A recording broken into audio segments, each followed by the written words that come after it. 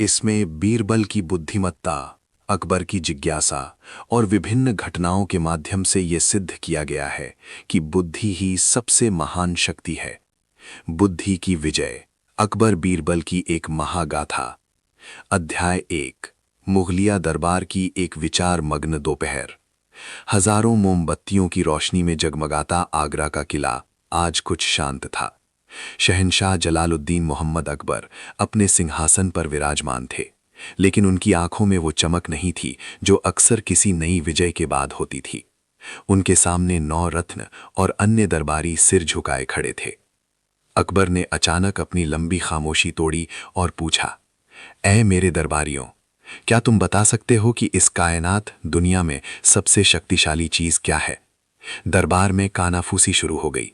सेनापति मानसिंह ने आगे बढ़कर कहा, जहां पनाह सबसे शक्तिशाली तलवार है, तलवार के दम पर ही हमने साम्राज्य जीते हैं। खजांची ने कहा, आलम पनाह सबसे शक्तिशाली धन है, जिसके पास दौलत है वो पूरी दुनिया खरीद सकता है। मुल्ला दो प्याजा ने मुस्कुराते हुए कहा, हुजूर, मेरी नजर में वक्त सबसे ताकतवर है। वक्त राजा को रंक बना देता है। अकबर सबकी बातें सुन रहे थे, लेकिन संतुष्ट नहीं थे। उनकी निगाहें बीरबल पर टिकी थीं, जो शांत खड़े मुस्कुरा रहे थे। बीरबल, तुम खामोश क्यों हो? क्या तुम्हारे पास कोई जवाब नहीं है?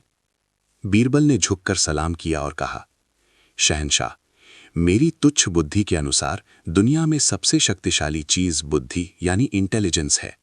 बुद्धि के बिना न तलवार काम आती है, न धन टिकता है और न ही वक्त साथ देता है। अकबर को यह बात पसंद आई, लेकिन उन्होंने चुनौती दी। बीरबल, कहना आसान है, क्या तुम इसे साबित कर सकते हो? अगर तुम नाकाम रहे तो तुम्हें कड़ी सजा दी जाएगी।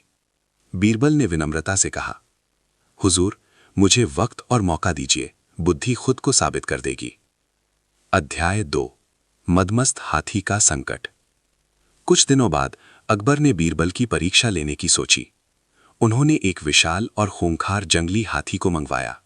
उस हाथी को कई दिनों तक भूखा रखा गया और फिर उसे शराब पिलाकर पागल कर दिया गया। अगले दिन अकबर ने बीरबल को एक संकरी गली से गुजरने का आदेश दिया।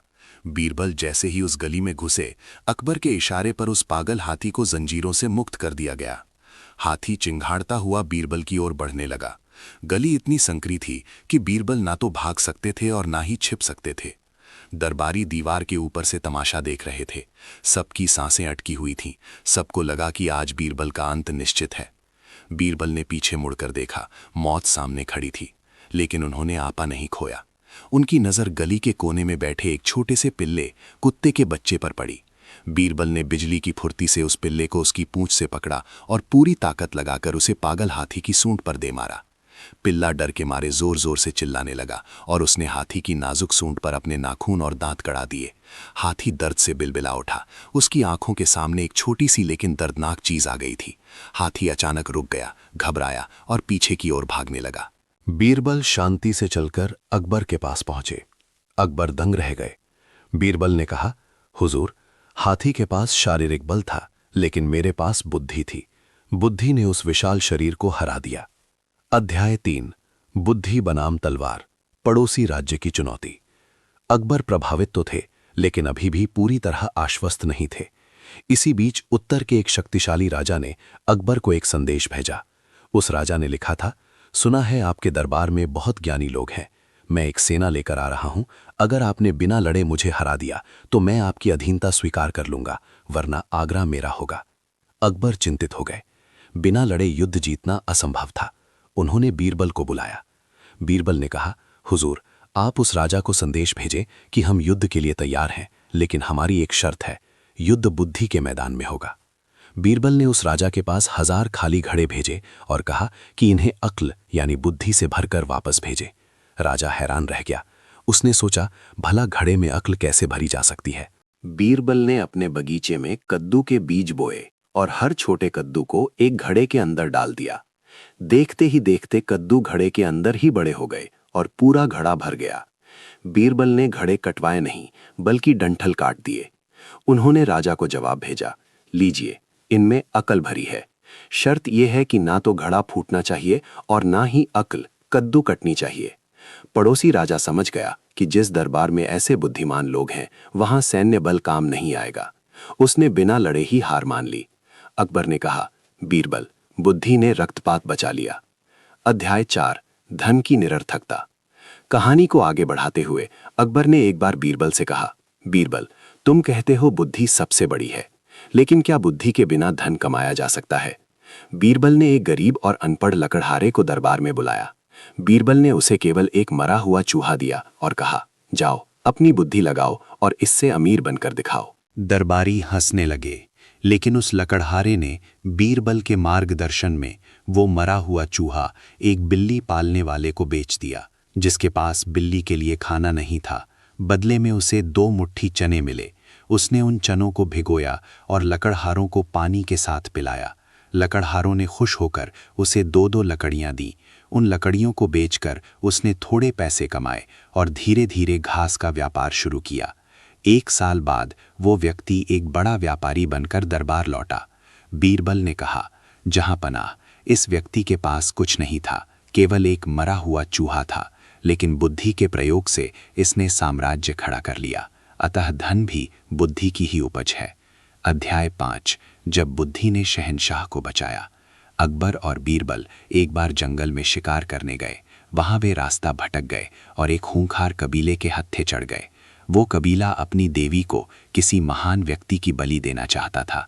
उन्होंने अकबर को चुन लिया। अकबर डर गए। उनके पास तलवार थी, लेकिन कबीले के लोग हजारों में थे। बीरबल ने यहां भी अपनी बुद्धि का इस्तेमाल किया। उन्होंने गौर से अकबर को देखा। अकबर की उंगली पर एक छोटा सा पुराना घाव का निशान था। जैसे ही बलि का समय आया, बीरबल चिल्लाए, रुको, ये बलि स्वीकार्य नहीं होगी। हमारी देवी केवल पूर्ण व्यक्ति की बलि लेती है। इस व्यक्ति के शरीर पर तो घाव का निशान है, ये खंडित है। कबीले के सरदार ने जांच की और पाया कि अकबर के शरीर पर एक निशान है।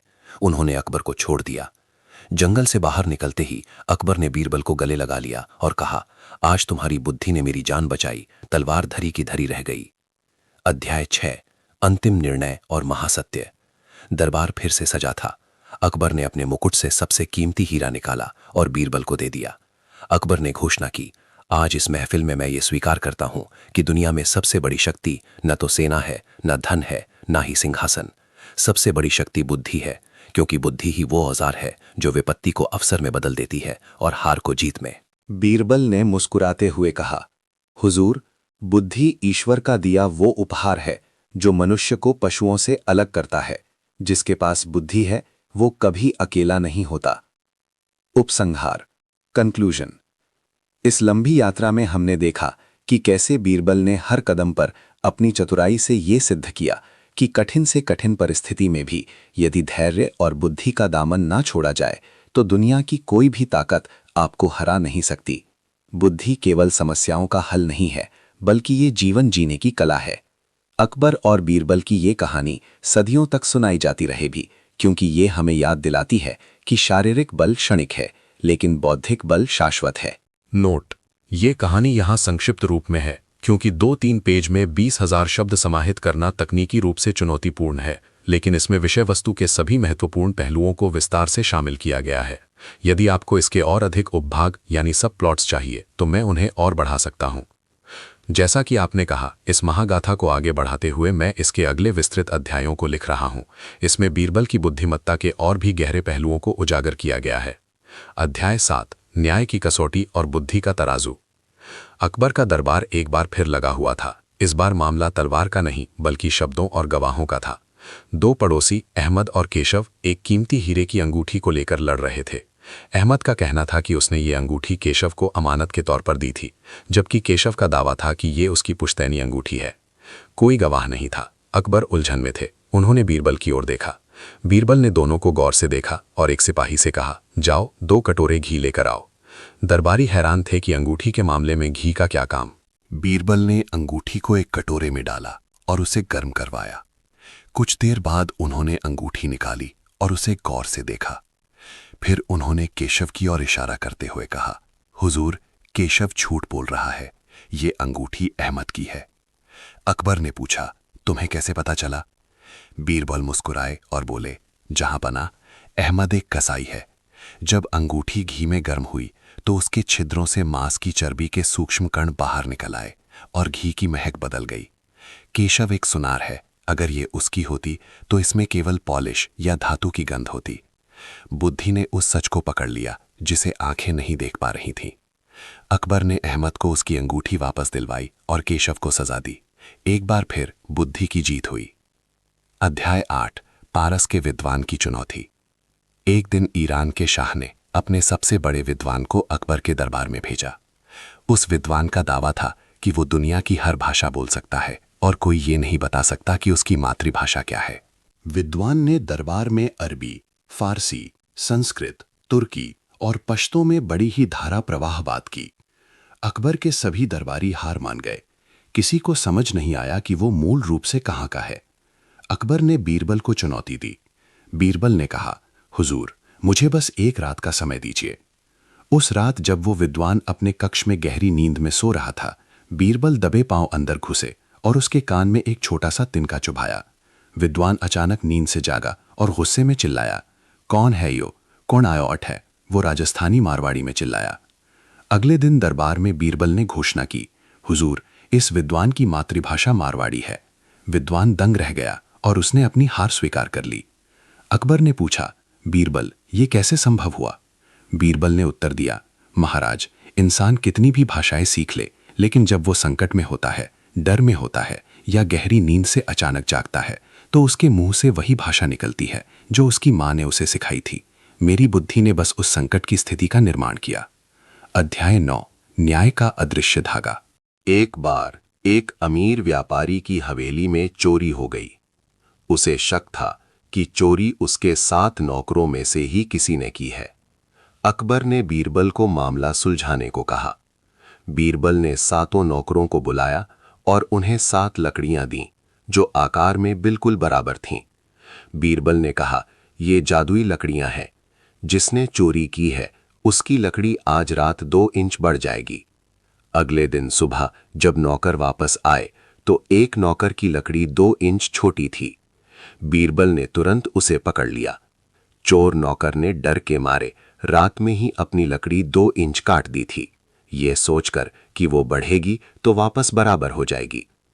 बीरबल ने अकबर से कहा, हुजूर, लकड़ी जादुई नहीं थी, लेकिन चोर का डर असली था। बुद्धि ने उस डर का फायदा उठाकर अपराधी को सामने खड़ा कर दिया। अध्याय 10, समुद्र को दूध से भरना। अकबर कभी कभी बीरबल को नीचा दिखाने के लिए असंभव काम भी देते थे। एक सुबह अकबर ने कहा, बीरबल, हमारे राज्य में बहुत दूध होता है। मेरी इच्छा है कि तुम आगरा की यमुना नदी के एक हिस्से को दूध से भर दो। ये सुनकर सब चौंक गए। बीरबल ने कहा, हुजूर, ये काम हो जाएगा, लेकिन मेरी एक शर्त है, प्रजा को इसमें सहयोग करना होगा। कल रात हर घर से 1-1 लोटा दूध यमुना में डाला जाए, तभी ये दूध की नदी बनेगी। अकबर ने ढिंढोरा पिटवा दिया। रात को हजारों लोग यमुना के किनारे आए और अपना अपना बर्तन नदी में उड़ेल दिया। सुबह जब अकबर और बीरबल वहां पहुंचे तो नदी का पानी वैसे ही मटमैला था, दूध का कहीं नामो निशान नहीं था। अकबर नाराज हुए, बीरबल, दूध कहाँ गया? बीरबल ने एक बर्तन में पानी निकाला और कहा, जहांपना, यहां हर व्यक्ति ने सोचा कि अगर हजारों लोटे दूध गिर रहे हैं तो मेरे 1 लोटा पानी डालने से किसी को क्या पता चलेगा। सब ने एक दूसरे के भरोसे पानी ही डाल दिया। ये इंसानी फितरत है। अकबर हंस पड़े। बीरबल ने बिना कुछ किए ही अकबर को यह समझा दिया कि शासन केवल आदेश से नहीं बल्कि प्रजा के मनोविज्ञान को समझने वाली बुद्धि से चलता है। अध्याय 11, 5 सबसे बड़े मूर्ख। अकबर ने एक बार बीरबल को आदेश दिया, बीरबल, मुझे हमारे राज्य के 5 सबसे बड़े मूर्ख ढूंढ कर दिखाओ। तुम्हें 1 महीने का समय मिलता है। बीरबल निकल पड़े। कुछ दिनों बाद वे दरबार लौटे, लेकिन उनके साथ केवल 2 लोग थे। पहला व्यक्ति घोड़े पर बैठा था और घास की गठरी अपने सिर पर रखे हुए था। बीरबल ने कहा, हुजूर, ये पहला मूर्ख है। ये कहता है कि अगर घास घोड़े पर रख दूं तो घोड़ा थक जाएगा, इसलिए बोझ खुद उठा रहा है। दूसरा व्यक्ति एक नाली के पास खड़ा था और अपनी फैली हुई बाहों को हिला नहीं रहा था। उसने बताया कि उसकी पत्नी ने उसे एक खास माप का कपड़ा गाने को कहा है और वो उस माप को अपनी बाहों के बीच सुरक्षित रख रहा है। अकबर ने पूछा, ये तो सिर्फ 2 हुए, बाकी 3 कहाँ हैं? बीरबल ने मुस्कुराकर कहा, हुजूर, तीसरा मूर्ख मैं हूं जो अपना कीमती समय मूर्खों को खोजने में बर्बाद कर रहा हूं, और चौथे मूर्ख आप हैं जिन्होंने मुझे ये काम दिया। अकबर ने हंसते हुए पूछा, और पांचवां? बीरबल ने झुककर कहा, पांचवां वो दरबारी होगा जो इस बात पर अभी बुरा मान जाएगा और बहस करेगा। पूरा दरबार खामोश हो गया। अकबर बीरबल की हाजिर जवाबी और उनकी बुद्धिमानी पर कुर्बान हो गए। अध्याय 12 बुद्धि की सर्वोपरिता। महासंवाद। अब तक अकबर पूरी तरह समझ चुके थे कि बुद्धि ही श्रेष्ठ है, लेकिन उन्होंने एक अंतिम संवाद छेड़ा। बीरबल, अगर बुद्धि इतनी ही महान है तो वो ईश्वर को क्यों नहीं पा लेती? बीरबल ने एक गिलास दूध मंगवाया और पूछा, हुजूर, क्या इस दूध में घी है? अकबर बोले, हां, बिल्कुल है। बीरबल, क्या वो दिख रहा है? अकबर, नहीं, उसे मथना पड़ेगा, फिर उसे गर्म करना पड़ेगा, तब घी निकलेगा। बीरबल ने कहा, ठीक इसी तरह जहांपनाह, ईश्वर इस पूरी सृष्टि में समाया हुआ है जैसे दूध में घी, लेकिन उसे देखने के लिए बुद्धि रूपी मथनी का प्रयोग करना पड़ता है। बिना बुद्धि के ना तो आप घी देख सकते हैं और ना ही ईश्वर को महसूस कर सकते हैं। अकबर के पास अब कोई सवाल नहीं बचा था। उन्होंने दरबार में खड़े होकर घोषणा की, ऐ दुनिया वालों, सुन लो, ताकतवर वो नहीं जिसके हाथ में तलवार है, धनवान वो नहीं जिसके पास सोना है, असली ताकतवर और धनवान वो है जिसके पास बुद्धि है। बीरबल की बुद्धि ने आज मेरे साम्राज्य को सोने और लोहे से ऊपर उठाकर ज्ञान के प्रकाश से भर दिया है। अध्याय 13 बुद्धि का विरासत को संदेश। कहानी का अंत करते हुए बीरबल ने अकबर से कहा, जहां पनाह, वक्त बीत जाएगा, मुगलिया सल्तनत के निशान धुंधले पड़ जाएंगे, ये आगरा का किला भी शायद एक दिन खंडहर बन जाए, लेकिन बुद्धि और तर्क की ये कहानियां सदियों तक इंसानों को रास्ता दिखाती रहेंगी, क्योंकि शरीर मरता है पर विचार यानी बुद्धि अमर रहता है। अकबर ने बीरबल को अपने गले से लगा लिया। उस दिन के बाद अकबर ने कोई भी निर्णय बिना बीरबल की सलाह के नहीं लिया। निष्कर्ष, कंक्लूजन ऑफ द एपिक। ये महागाथा हमें सिखाती है कि जीवन की हर समस्या, चाहे वो युद्ध हो, गरीबी हो, चोरी हो या अस्तित्व का संकट, हर ताले की चाबी बुद्धि के पास है। अकबर और बीरबल के ये संवाद मात्र चुटकुले नहीं बल्कि जीवन जीने के सूत्र हैं। बुद्धि वो शक्ति है जो अदृश्य को देख लेती है, असंभव को संभव कर देती है, अहंकार को विनम्रता में बदल देती है। इति पूर्णम। यहाँ कहानी का ये विस्तृत भाग समाप्त होता है। यदि आप चाहते हैं कि मैं इसमें और भी नई कहानियां या विशिष्ट घटनाएं जोड़ूं, तो कृपया मुझे बताएं। मैं इसे और भी लंबा और विस्तृत कर सकता हूं। इस महागाथा को और अधिक विस्तार देते हुए यहाँ कहानी के अगले महत्वपूर्ण और विस्तृत अध्याय प्रस्तुत हैं। ये भाग बुद्धि की उस सूक्ष्म शक्ति को दर्शाता है जो असंभव को संभव बनाने की क्षमता रखती है। अध्याय 14 आकाश में महल, कल्पना बनाम बुद्धि। अकबर की जिज्ञासा की कोई सीमा नहीं थी। एक शाम झरोखा दर्शन के समय उन्होंने आसमान की ओर देखते हुए कहा, बीरबल, तुम कहते हो बुद्धि सबसे शक्तिशाली है। क्या तुम्हारी बुद्धि मुझे आसमान में एक महल बनवा कर दे सकती है जहां परिंदों की चहचहाहट हो और जो बादलों के बीच तैरता हो? दरबारी मुस्कुराने लगे। उन्हें लगा कि इस बार बीरबल फंस गए, लेकिन बीरबल ने सहजता से कहा, हुजूर, ये काम हो जाएगा, बस मुझे कुछ महीनों का वक्त और कुछ धन चाहिए। बीरबल ने सैकड़ों तोते खरीदे और उन्हें बोलने का प्रशिक्षण दिलवाना शुरू किया। उन्होंने तोतों को सिखाया, ईंट लाओ, गारा डालो, दीवार खड़ी करो, शहतीर लगाओ। 2 महीने बाद बीरबल ने अकबर को किले की छत पर बुलाया। अचानक आसमान से आवाजें आने लगीं, ईंट लाओ, पानी डालो, दीवार ऊंची करो। अकबर हैरान रह गए। उन्हें लगा कि सचमुच ऊपर कोई अदृश्य शक्ति महल बना रही है। बीरबल ने कहा, हुजूर, कारीगर ऊपर पहुंच चुके हैं और काम शुरू हो गया है। अब बस आप यहां से ईंट और पत्थर ऊपर भिजवा दीजिए। अकबर हंस पड़े और बोले, बीरबल, ईंट ऊपर कैसे जा सकती है? बीरबल ने जवाब दिया, महाराज, जैसे बिना जमीन के ऊपर महल नहीं बन सकता, वैसे ही बिना बुद्धि के कल्पना को हकीकत नहीं बनाया जा सकता। मैंने तोतों के जरिए आपको ये एहसास दिलाया कि बुद्धि असंभव को भी संभव होने का भ्रम दे सकती है। अध्याय 15 काल और बुद्धि का युद्ध। एक बार अकबर बहुत बीमार पड़ गए। हकीमों ने कहा कि शहंशाह को सच्ची खुशी की जरूरत है, तभी वे ठीक होंगे। अकबर ने बीरबल से कहा, बीरबल, मुझे दिखाओ कि मेरी सल्तनत में सबसे सुखी व्यक्ति कौन है। बीरबल एक फकीर को ले आए जो पेड़ के नीचे सो रहा था। उसके पास न घर था न धन। बीरबल ने उससे पूछा, क्या तुम सुखी हो? फकीर ने कहा, मुझसे ज्यादा सुखी कोई नहीं, क्योंकि मुझे खोने का डर नहीं है।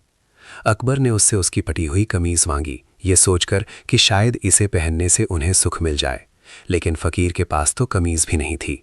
बीरबल ने समझाया, हुजूर, सुख वस्तुओं में नहीं, बुद्धि के संतुलन में है। जिस बुद्धि ने इच्छाओं पर काबू पा लिया वही सबसे शक्तिशाली है। बीमारी शरीर को लगती है, लेकिन जो बुद्धि से मजबूत है उसका मन कभी बीमार नहीं होता। अकबर ये सुनकर मानसिक रूप से संभल गए और जल्द ही स्वस्थ हो गए। अध्याय 16, बुद्धि का आर्थिक चमत्कार, राजकोष की रक्षा। मुगल साम्राज्य में एक बार अकाल पड़ा, अनाज की कमी हो गई और व्यापारी कालाबाजारी करने लगे। अकबर चिंतित थे कि जनता विद्रोह न कर दे। बीरबल ने एक योजना बनाई।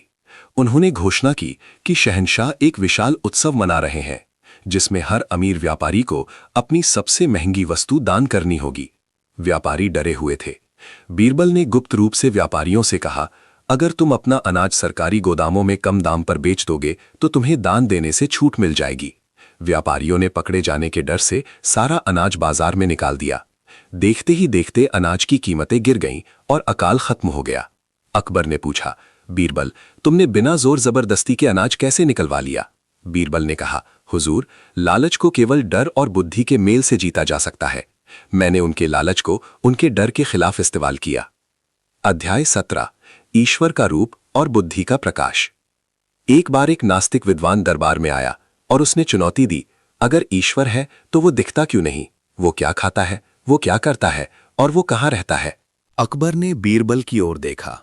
बीरबल ने एक कटोरा दूध मंगाया जिसमें शक्कर घुली हुई थी। उन्होंने विद्वान से पूछा, क्या इसमें शक्कर है? विद्वान, हाँ है। बीरबल, दिखाओ कहाँ है?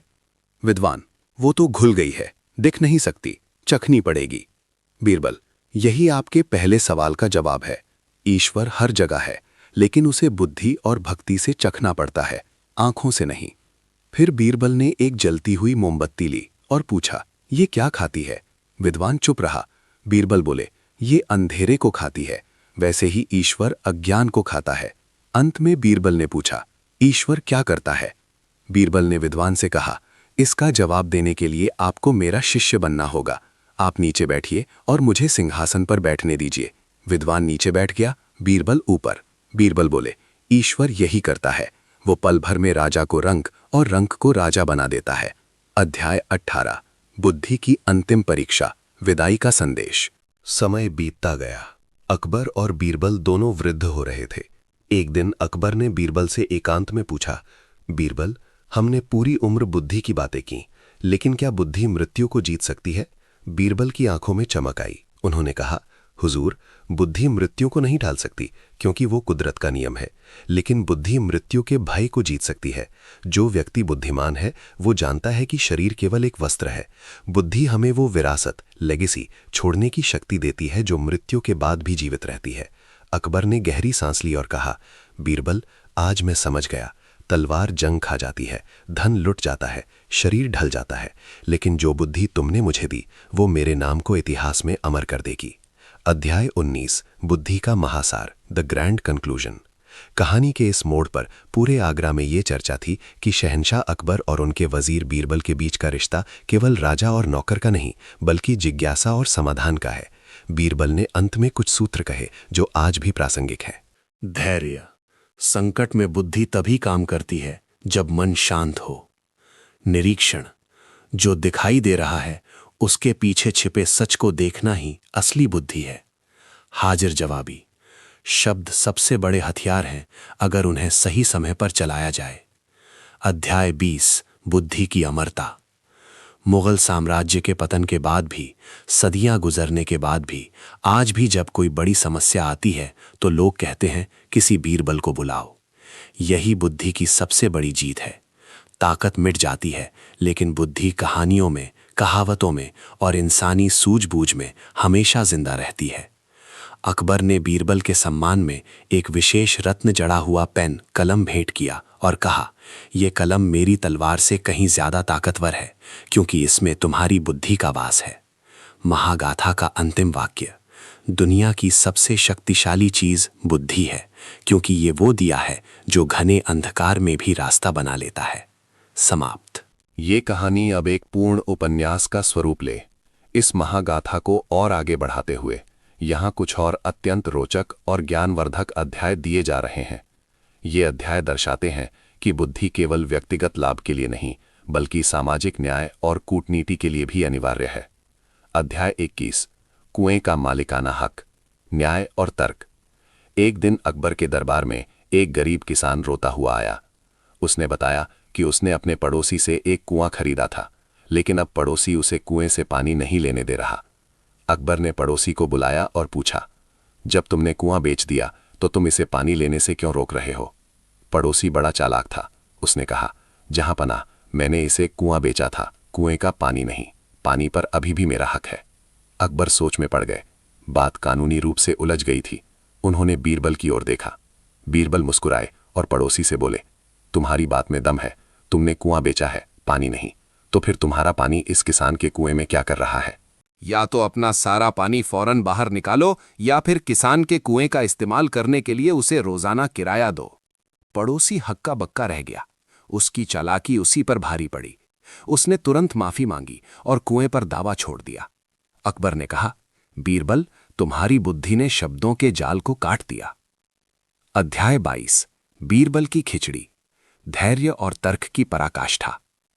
एक बार कड़ाके की ठंड पड़ रही थी। अकबर ने घोषणा की कि जो कोई रात भर ठंडे तालाब के पानी में खड़ा रहेगा, उसे 1000 अशर्फियां दी जाएंगी। एक गरीब ब्राह्मण ने यह चुनौती स्वीकार की और पूरी रात पानी में खड़ा रहा। अगले दिन जब वो इनाम लेने आया तो अकबर ने पूछा, तुमने इतनी ठंड कैसे बर्दाश्त की? ब्राह्मण ने मासूमियत से कहा, हुजूर, दूर महल की खिड़की पर एक दिया जल रहा था, मैं उसे देखते हुए रात बिता दी।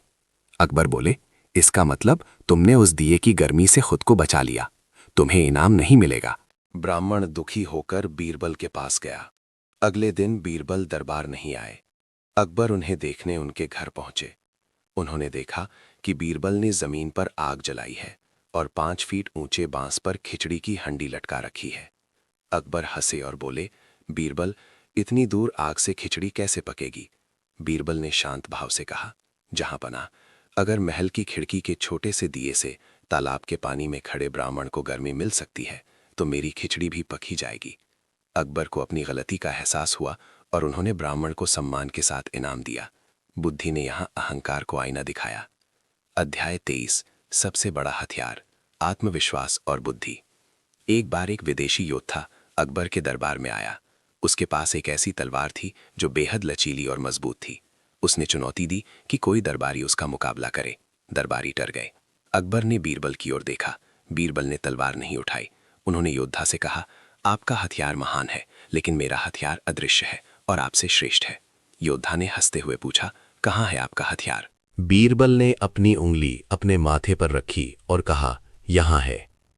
बीरबल ने उस योद्धा को एक ऐसी मानसिक पहेली में उलझाया कि वो योद्धा तर्क करते करते थक गया। बीरबल ने साबित किया कि शारीरिक शक्ति और हथियार तभी तक काम करते हैं जब तक सामने वाले की बुद्धि उन्हें अनुमति देती है। बिना लड़े ही योद्धा ने बीरबल के ज्ञान के आगे सिर झुका दिया। अध्याय 24, वफादारी की परीक्षा। अकबर को कभी कभी शक होता था कि क्या उनके दरबारी सचमुच उनके वफादार हैं। उन्होंने बीरबल से इसका परीक्षण करने को कहा। बीरबल ने एक योजना बनाई। उन्होंने पूरे आगरा में खबर फैला दी कि शहंशाह अकबर को एक असाध्य रोग हो गया है और उसका एकमात्र इलाज ये है कि कोई दरबारी अपनी उम्र के 10 साल शहंशाह को दान दे दे। दरबारी एक एक करके बहाने बनाने लगे। किसी ने कहा वो बीमार है, किसी ने कहा उसके बच्चे छोटे हैं। अंत में बीरबल आए और उन्होंने कहा, हुजूर, मैं अपनी पूरी जिंदगी आपको देने को तैयार हूं। अकबर ने देखा कि संकट के समय केवल बुद्धिमान और निस्वार्थ व्यक्ति ही साथ खड़ा रहता है। बीरबल ने कहा, जहां पना, स्वार्थ बुद्धि को ढक लेता है, लेकिन सच्ची बुद्धि हमेशा वफादारी का साथ देती है। अध्याय 25, बुद्धि और कुदरत का मेल। अकबर ने एक बार बीरबल से पूछा, क्या बुद्धि कुदरत के नियमों को बदल सकती है? बीरबल ने जवाब दिया, नहीं हुजूर, बुद्धि कुदरत के नियमों को बदलती नहीं, बल्कि उनके साथ तालमेल बिठाकर जीवन को सुगम बनाती है। उन्होंने एक उदाहरण दिया, जैसे बारिश को हम रोक नहीं सकते, लेकिन बुद्धि से हम छाता बना सकते हैं ताकि हम भीगने से बच सकें। बुद्धि वो सेतु है जो इंसान को प्रकृति के प्रकोप से बचाकर उसे प्रगति की राह पर ले जाती है। अकबर ये सुनकर निरुत्तर हो गए। उन्हें समझ आ गया कि बुद्धि ही वो शक्ति है जो मनुष्य को ईश्वर के करीब ले जाती है। अध्याय 26, बीरबल का अंतिम न्याय, बुद्धि की विरासत। कहानी के अंतिम चरणों में बीरबल ने राज्य के युवाओं के लिए एक पाठशाला खोली। उन्होंने कहा, मैं नहीं रहूंगा, लेकिन मेरी कहानियां और मेरे तर्क जीवित रहेंगे। जब भी तुम्हें लगे कि तुम हार रहे हो, तो रुकना, सोचना और अपनी अंतरात्मा की बुद्धि से सवाल पूछना। जवाब वहीं मिलेगा। अकबर ने बीरबल को दाना-ए-आलम, विश्व का सबसे बुद्धिमान व्यक्ति, की उपाधि दी। आगरा के इतिहास में यह दर्ज हो गया कि एक शहंशाह ने तलवार के बल पर राज किया, लेकिन एक वजीर ने अपनी बुद्धि के बल पर इतिहास के पन्नों पर अपना नाम अमर कर लिया। उपसंहार, बुद्धि का महामंत्र। इस विस्तृत महागाथा का सार यही है कि शक्ति केवल शारीरिक बल या धन में नहीं होती, असली शक्ति मस्तिष्क में होती है। बुद्धि वो प्रकाश है जो हर अंधेरे को चीर सकता है। अकबर और बीरबल की ये कहानियां हमें सिखाती हैं कि क्रोध का उत्तर मौन और बुद्धि से दें, असंभव को तर्क से संभव बनाएं, न्याय करते समय पक्षपात ना करें। महागाथा का ये खंड यहां विश्राम लेता है। ये कहानी अब अपने आप में एक संपूर्ण ग्रंथ की तरह है। यदि आप किसी विशेष घटना या अकबर बीरबल के किसी खास संवाद पर और अधिक विस्तार चाहते हैं तो कृपया बताएं। इसमें न्याय, कूटनीति, दर्शन और मानवीय स्वभाव के सभी पहलुओं को बीरबल की बुद्धिमत्ता के माध्यम से पिरोया गया है। इस महागाथा को और अधिक विस्तार देते हुए यहाँ कहानी के अगले रोमांचक और बुद्धिमत्ता से भरे अध्याय प्रस्तुत हैं। ये कहानियां दर्शाती हैं कि बुद्धि किस प्रकार असंभव परिस्थितियों में भी रास्ता खोज लेती है। अध्याय 27, आधे सूरज की रोशनी, कूटनीतिक बुद्धि। एक बार ईरान के शाह ने अकबर को एक बहुत ही विचित्र पत्र भेजा। पत्र में लिखा था, शहंशाह अकबर, हमने सुना है कि आपके पास बहुत उपजाऊ भूमि है। हम चाहते हैं कि आप हमें ऐसी फसल भेजें जो आधे सूरज की रोशनी में पकी हो और जिसे खाने से इंसान अमर हो जाए। अकबर उलझन में पड़ गए। ऐसी कौन सी फसल है? उन्होंने बीरबल को बुलाया। बीरबल ने पत्र पढ़ा और मुस्कुराते हुए कहा, हुजूर, उन्हें जवाब भेज दीजिए कि फसल तैयार हो रही है। बस उसे लेने के लिए उन्हें अपने सबसे बुद्धिमान मंत्री को भेजना होगा। कुछ महीनों बाद बीरबल ने एक बड़े थाल में शहद भरकर भेजा। साथ में एक संदेश था, शाह आलम, ये वो फसल है जिसे मधुमक्खियों ने फूलों के रस से तैयार किया है। मधुमक्खियां केवल दिन के उस समय काम करती हैं जब सूरज ना तो पूरी तरह चढ़ा होता है और ना ही डूबा होता है, यानी आधे सूरज की रोशनी। और जहां तक अमरता का सवाल है, शहद कभी खराब नहीं होता और ये स्वास्थ्य के लिए जीवनदायिनी है। ईरान के शाह बीरबल की इस व्याख्या से इतने प्रभावित हुए कि उन्होंने अकबर को मित्रता का हाथ बढ़ाते हुए बेशकीमती तोहफे भेजे। अकबर ने कहा, बीरबल, तुम्हारी बुद्धि ने एक कूटनीतिक युद्ध को मित्रता में बदल दिया। अध्याय 28, चोरी हुई गरिमा, मनोवैज्ञानिक चाल। अकबर के एक बहुत ही करीबी रिश्तेदार की सोने की मोहरों की थैली चोरी हो गई। उसे शक था कि ये काम उसके खास नौकरों में से ही किसी का है, लेकिन वो किसी पर इल्जाम नहीं लगा पा रहा था। बीरबल ने उन सभी संदिग्धों को बुलाया। उन्होंने सबको एक एक मिट्टी का जादुई गधा दिया, मिट्टी की बनी छोटी मूर्ति। बीरबल ने कहा, ये गधा केवल उसी के हाथ में बोलने लगेगा जिसने चोरी की है। आप सबको इसे अपने कमरे में ले जाकर उसकी पूंछ पकड़कर खड़ा होना है। कल सुबह मैं गधे से पूछूंगा कि चोर कौन है। अगले दिन सुबह बीरबल ने सबके हाथ देखे। 6 नौकरों के हाथ काले थे, लेकिन एक नौकर के हाथ साफ थे। बीरबल ने तुरंत उसे पकड़ लिया। अकबर ने पूछा, लेकिन बीरबल, गधा तो बोला ही नहीं।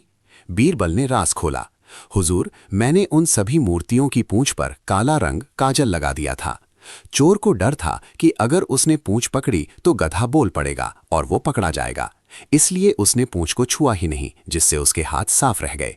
बुद्धि ने उसके डर और हथियार बना लिया। अध्याय 29, बुद्धि का वजन, अमूर्त को मापना। एक बार अकबर ने बीरबल से एक बहुत ही टेढ़ा सवाल किया। बीरबल, क्या तुम बता सकते हो कि सच्चाई और झूठ के बीच कितनी दूरी है? दरबारी इस सवाल पर हंसने लगे। बीरबल ने शांति से अपनी 4 उंगलियां अकबर की आंखों और कान के बीच रखीं और कहा, हुजूर, सच्चाई और झूठ के बीच मात्र 4 उंगलियों का फासला है। अकबर हैरान हुए। वो कैसे? बीरबल ने समझाया, जहांपना, जो हम अपनी आंखों से देखते हैं वो सत्य होता है, और जो हम अपने कानों से सुनते हैं वो अक्सर असत्य या अफवाह हो सकता है। हमारी आंख और कान के बीच 4 उंगलियों का ही तो अंतर है। इसलिए बिना देखे किसी बात पर यकीन करना मूर्खता है। अकबर ने स्वीकार किया कि बुद्धि न केवल समस्याओं को हल करती है, बल्कि जीवन के गहरे दर्शन को भी सरल बना देती है। अध्याय 30, बीरबल का वनवास और बुद्धि की कमी। एक बार किसी बात पर अकबर बीरबल से इतने नाराज हो गए कि उन्होंने उन्हें राज्य छोड़कर चले जाने का आदेश दे दिया। बीरबल चुपचाप चले गए और एक दूर दराज के गांव में भेष बदलकर रहने लगे। कुछ ही महीनों में अकबर को बीरबल की कमी महसूस होने लगी। राज्य के जटिल मामलों में कोई उन्हें सही सलाह नहीं दे पा रहा था। अकबर ने बीरबल को ढूंढने के लिए एक तरकीब निकाली। उन्होंने पूरे साम्राज्य में मुनादी करवा दी, जो कोई भी शहंशाह के पास आधी धूप और आधी छाया में आएगा, उसे 10,000 स्वर्ण मुद्राएं मिलेंगी। गांव के लोगों को समझ नहीं आया, लेकिन बीरबल ने एक गरीब किसान को सलाह दी। वो किसान अपने सिर पर एक बुनी हुई चारपाई खाट रखकर अकबर के पास पहुंचा। खाट की बुनाई के कारण धूप नीचे छनकर आ रही थी, जिससे उसके शरीर पर आधी धूप और आधी छाया पड़ रही थी। अकबर तुरंत समझ गए कि ये दिमाग केवल बीरबल का ही हो सकता है। उन्होंने किसान से बीरबल का पता पूछा और खुद जाकर बीरबल को ससम्मान वापस लाए। अकबर ने कहा, बीरबल, तुम्हारे बिना ये सल्तनत बुद्धिहीन शरीर की तरह हो गई थी। अध्याय 31, सबसे कीमती रत्न। दरबार में एक दिन चर्चा छिड़ी कि दुनिया का सबसे कीमती रत्न कौन सा है। किसी ने कोहिनूर कहा, किसी ने पन्ना। बीरबल ने कहा, हुजूर, मेरी नजर में समय और सही निर्णय ही सबसे बड़े रत्न हैं। अगर सही समय पर बुद्धि से सही निर्णय न लिया जाए तो दुनिया के सारे हीरे जवाहरात आपको हार से नहीं बचा सकते। अकबर ने पूछा, इसे साबित करो। बीरबल ने एक युद्ध का उदाहरण दिया, जहां एक सेनापति ने केवल इसलिए हार मान ली क्योंकि उसके पास हथियार कम थे, जबकि दूसरे छोटे सेनापति ने अपनी बुद्धि से दुश्मन की रसद खाना पानी काट दी और बिना लड़े जीत गया। बीरबल ने कहा, कोहिनूर से आप पेट नहीं भर सकते, लेकिन बुद्धि से आप कोहिनूर जैसा साम्राज्य खड़ा कर सकते हैं। अध्याय 32, बुद्धि की अमर गाथा, निष्कर्ष की ओर। अकबर और बीरबल की कहानियां केवल मनोरंजन नहीं है, ये हमें बताती हैं कि परिस्थिति कितनी भी विकट हो, घबराना नहीं चाहिए। शत्रु कितना भी बलवान हो, उसे तर्क से हराया जा सकता है। न्याय हमेशा सत्य की कसौटी पर होना चाहिए। अकबर ने अंत में एक शिलालेख बनवाया जिस पर लिखा था, सल्तनतें आएंगी और जाएंगी, बादशाह बदलेंगे, लेकिन बीरबल की बुद्धि की चमक कभी कम नहीं होगी, क्योंकि बुद्धि ही वो ईश्वरीय नूर है जो मनुष्य को महान बनाता है। महागाथा का अंतिम संदेश। आज की आधुनिक दुनिया में भी, जहां कंप्यूटर और मशीनें हैं, बीरबल की कहानियां हमें याद दिलाती हैं कि मानवीय बुद्धि, ह्यूमन इंटेलिजेंस और विवेक, कॉमन सेंस का कोई विकल्प नहीं है। बुद्धि ही वो शक्ति है जिसने आदि मानव को सभ्य बनाया और आज इंसान को सितारों तक पहुंचाया है। अकबर ने बीरबल से पूछा था कि सबसे शक्तिशाली क्या है, और बीरबल ने जो बुद्धि का दीप जलाया वो आज भी हमारे समाज को राह दिखा रहा है। समाप्त।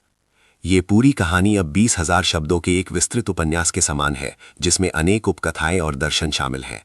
यदि आप किसी विशेष विषय पर और अधिक जानकारी चाहते हैं, इस महागाथा को अपनी पूर्णता की ओर ले जाते हुए यहाँ अगले अत्यंत विस्तृत और प्रभावशाली अध्याय दिए जा रहे हैं। ये भाग बुद्धि की उस सूक्ष्म गहराई को दर्शाते हैं जहां वो न केवल समस्याओं को सुलझाती है, बल्कि आत्मा और समाज का मार्गदर्शन भी करती है। अध्याय 33, खुशबू की कीमत और सिक्कों की खनक। एक बार एक कंजूस हलवाई ने एक गरीब मजदूर को अपनी दुकान के बाहर खड़ा देखा। मजदूर वहां बैठकर अपनी सूखी रोटी खा रहा था और कड़ाही से उठते समोसों की खुशबू का आनंद ले रहा था। हलवाई ने मजदूर को पकड़ लिया और कहा, तुम मेरी मिठाई की खुशबू ले रहे थे, इसके पैसे दो। मामला अकबर के दरबार में पहुंचा। अकबर हैरान थे कि खुशबू की कीमत कैसे तय की जाए। बीरबल ने मजदूर से पूछा, तुम्हारे पास कितने पैसे हैं? मजदूर ने अपनी पोटली से 5 तांबे के सिक्के निकाले। बीरबल ने वे सिक्के लिए और उन्हें अपने हाथ में जोर जोर से हिलाया। सिक्कों की खनक सुनकर बीरबल ने वे सिक्के वापस मजदूर को दे दिए। हलवाई से बीरबल बोले, लो, तुम्हें तुम्हारी खुशबू की कीमत मिल गई। हलवाई चिल्लाया, पर मुझे तो कुछ नहीं मिला। बीरबल ने शांत भाव से कहा, जैसे मिठाई की खुशबू ली गई थी वैसे ही उसकी कीमत सिक्कों की आवाज से चुका दी गई। बुद्धि कहती है कि जैसा लेन देन वैसा ही भुगतान। अकबर बीरबल की इस तार्किक बुद्धिमानी पर झूम उठे। अध्याय 34, सबसे बड़ा दान, ज्ञान की महिमा। एक बार अकबर ने बनारस के पंडितों और मौलवियों को बुलाया और पूछा, दुनिया में सबसे बड़ा दान कौन सा है? अन्नदान, भूमिदान या स्वर्णदान? विद्वानों में बहस छिड़ गई। अंत में बीरबल ने कहा, हुजूर, सबसे बड़ा दान अभयदान और ज्ञानदान है। बीरबल ने समझाया, अन्न से पेट एक दिन भरता है, स्वर्ण से तिजोरी भरती है, लेकिन बुद्धि और ज्ञान का दान व्यक्ति को जीवन भर के संघर्षों से लड़ने की शक्ति देता है। जिस व्यक्ति के पास बुद्धि है वो अपनी रोटी खुद कमा सकता है। अतः बुद्धि का दान ही सर्वोपरि है, क्योंकि ये मनुष्य को दूसरों पर निर्भर होने से मुक्त करता है। अध्याय 35, तोते की मौत, शब्दों का जादू।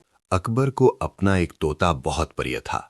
उन्होंने घोषणा की थी कि जो कोई भी इस तोते की मौत की खबर लाएगा उसे फांसी दे दी जाएगी।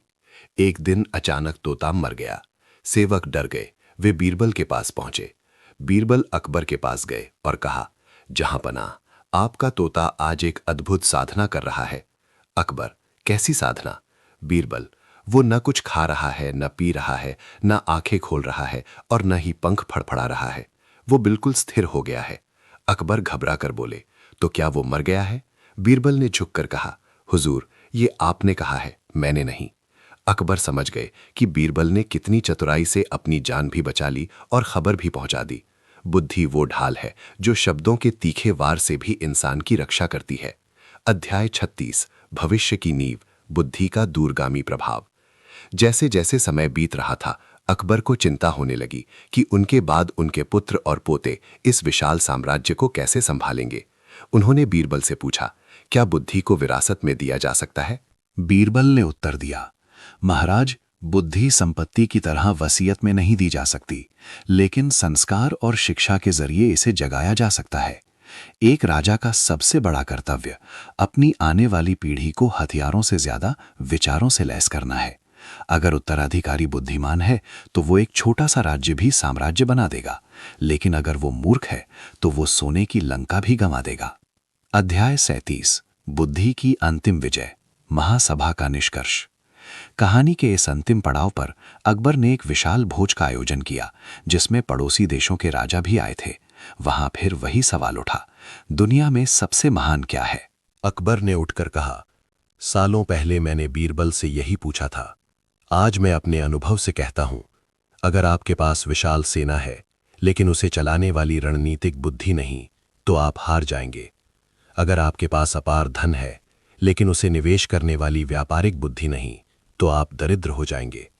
यहां तक कि अगर आपके पास शरीर है लेकिन उसे नियंत्रित करने वाली चेतना, बुद्धि नहीं, तो आप केवल मांस का एक लोथड़ा है। बीरबल ने अंत में कहा, जहांपनाह, बुद्धि ईश्वर का वो अंश है जो हमें सही और गलत में फर्क करना सिखाता है। बुद्धि ही वो शक्ति है जो मनुष्य को देवत्व की ओर ले जाती है।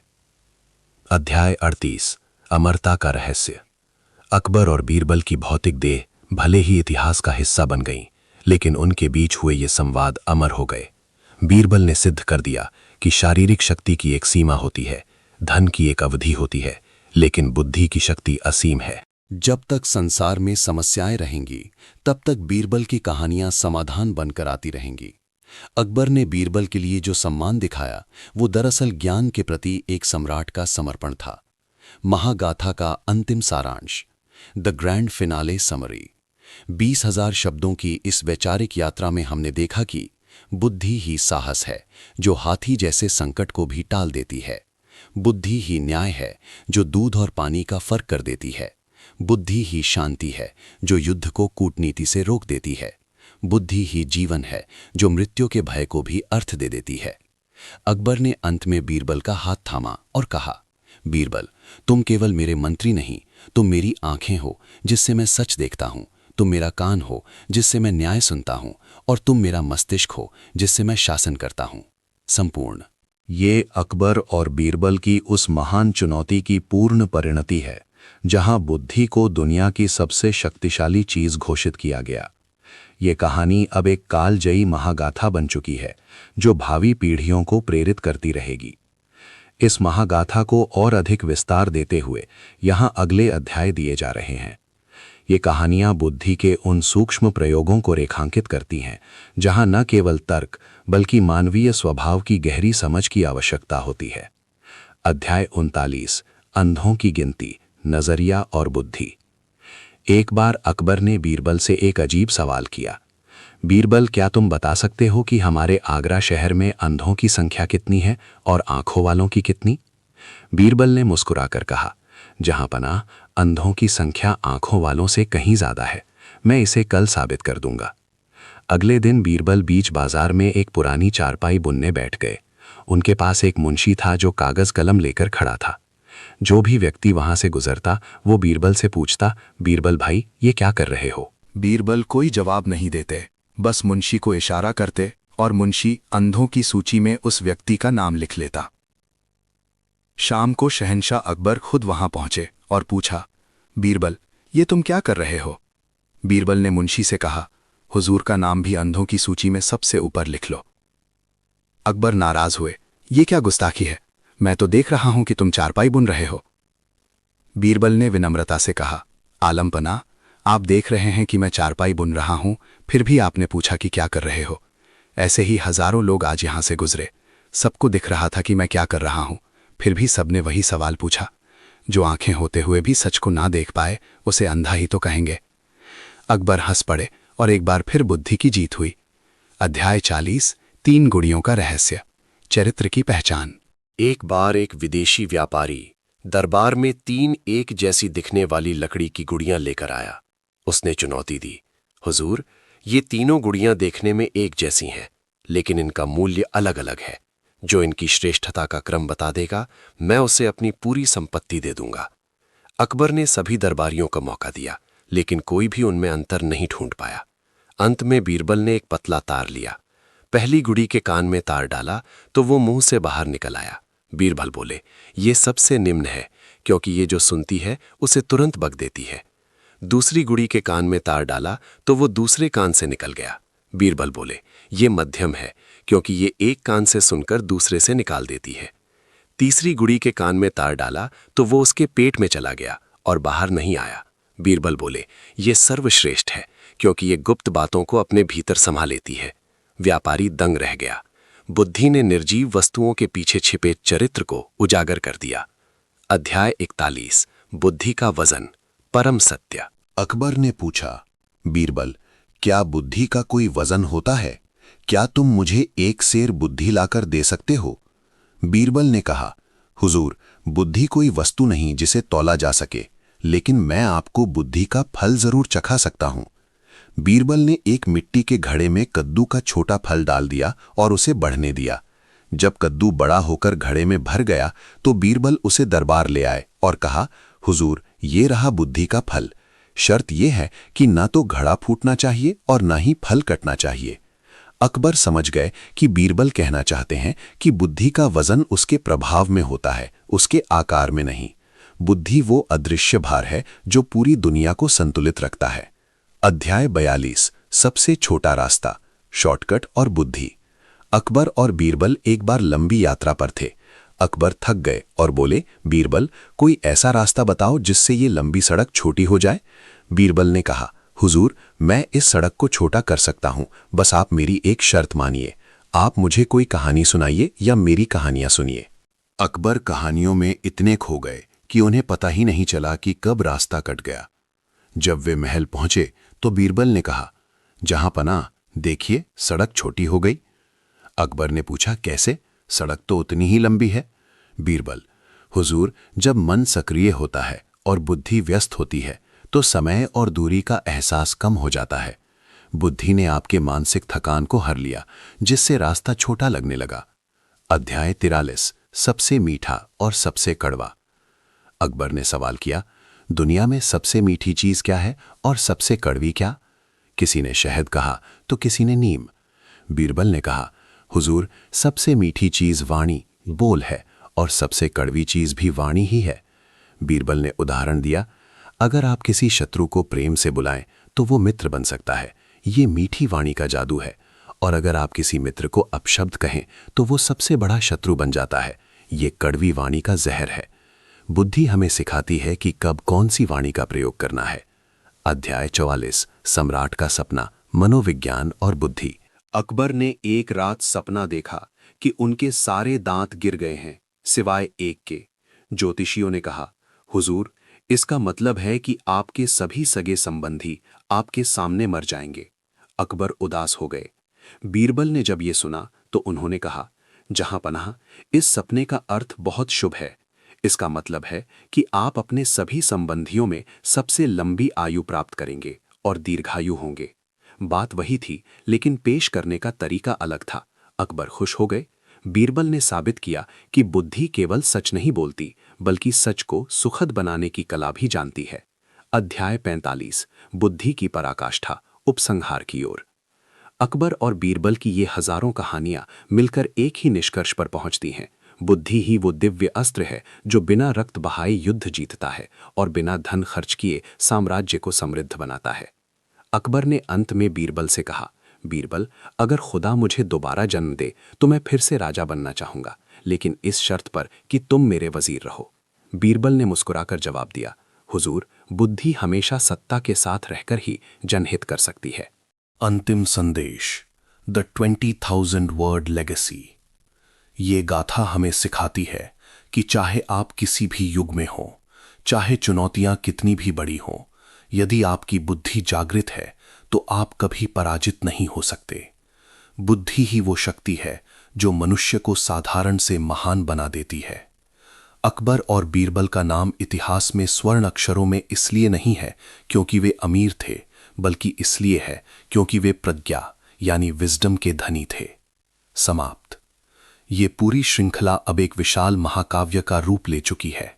यदि आप किसी विशेष परिस्थिति या अन्य पौराणिक संदर्भों पर आधारित विस्तार चाहते हैं तो कृपया सूचित करें। इस महागाथा को और अधिक गहराई देते हुए यहां अगले अध्याय प्रस्तुत हैं। ये भाग बुद्धि के उन चमत्कारों को दिखाते हैं जहां न्याय और मानवीय स्वभाव का अद्भुत संगम होता है। अध्याय 46, 2 माँ और एक बच्चा, न्याय की पराकाष्ठा। एक बार अकबर के दरबार में 2 महिलाएं रोती हुई आईं। उनके बीच एक छोटे बच्चे को लेकर विवाद था। दोनों का दावा था कि वो बच्चा उनका है। गवाह कोई था नहीं और बच्चा इतना छोटा था कि वो बोल नहीं सकता था। अकबर ने कई सवाल किए, लेकिन दोनों महिलाएं अपनी बात पर अडिग रहीं। अंत में बीरबल को बुलाया गया।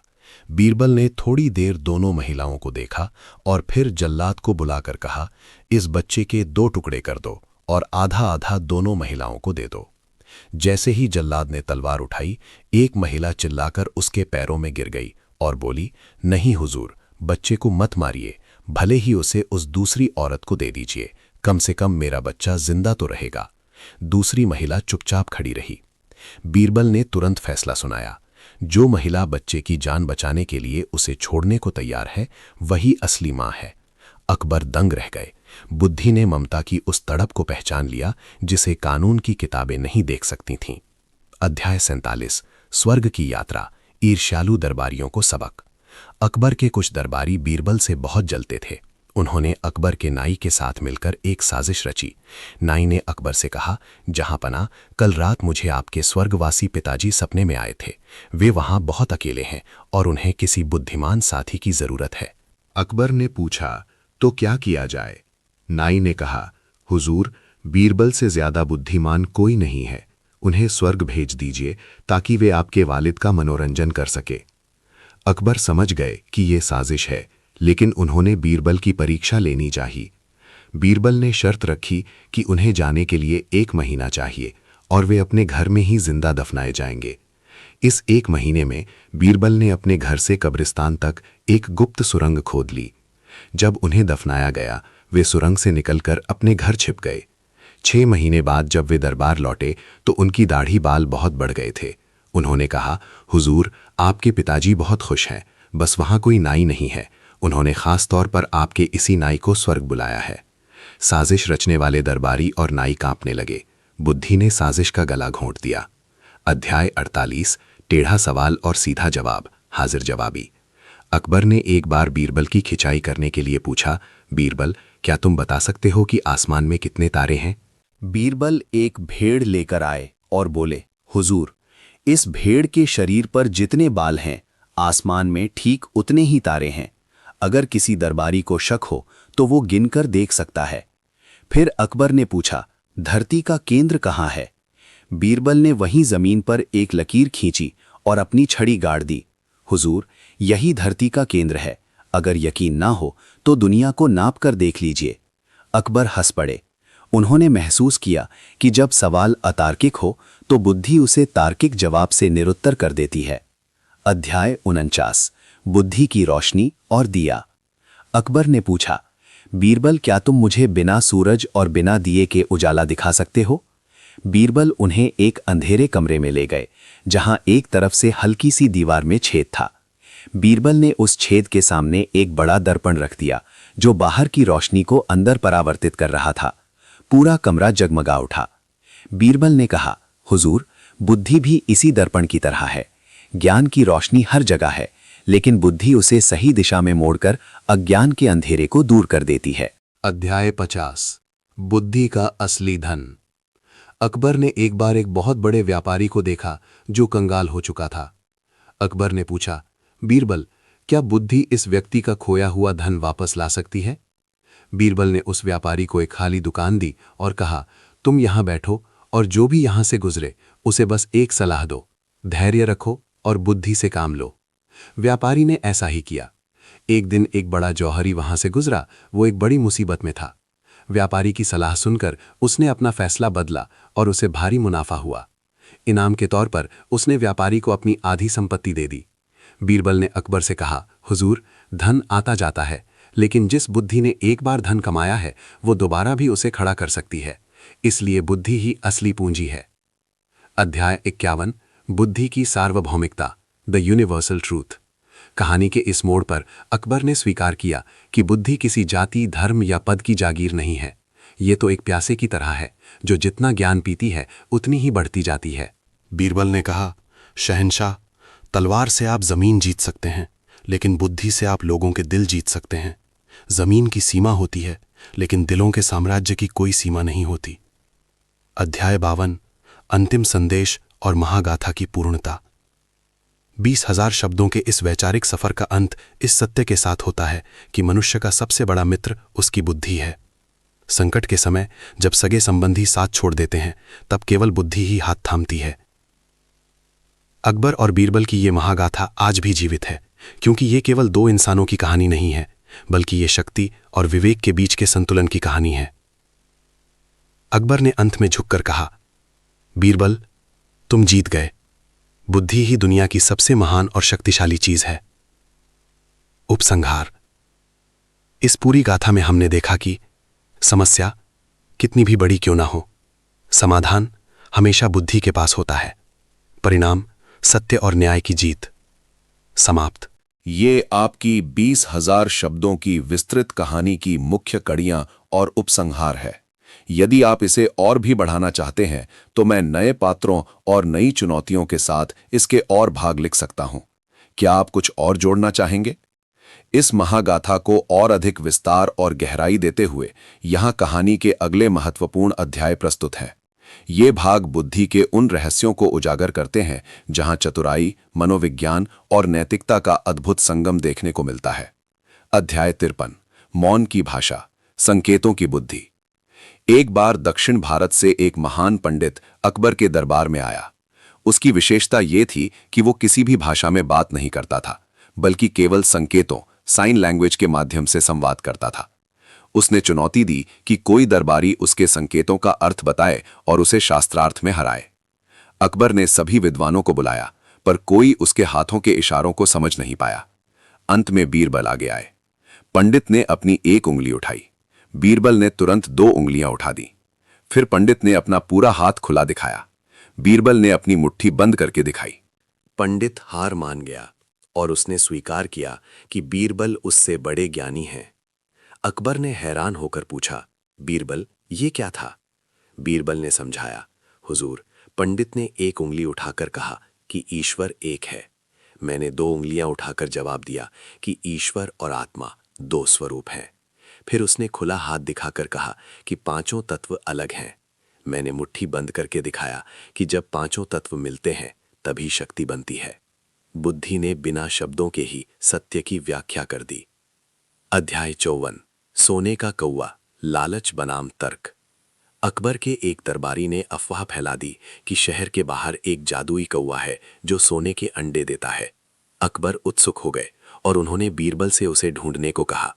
बीरबल समझ गए कि ये दरबारी शहंशाह को गुमराह कर रहा है। बीरबल एक साधारण कौवा पकड़ लाए और उस पर सोने का वर्क पॉलिश चढ़ा दिया।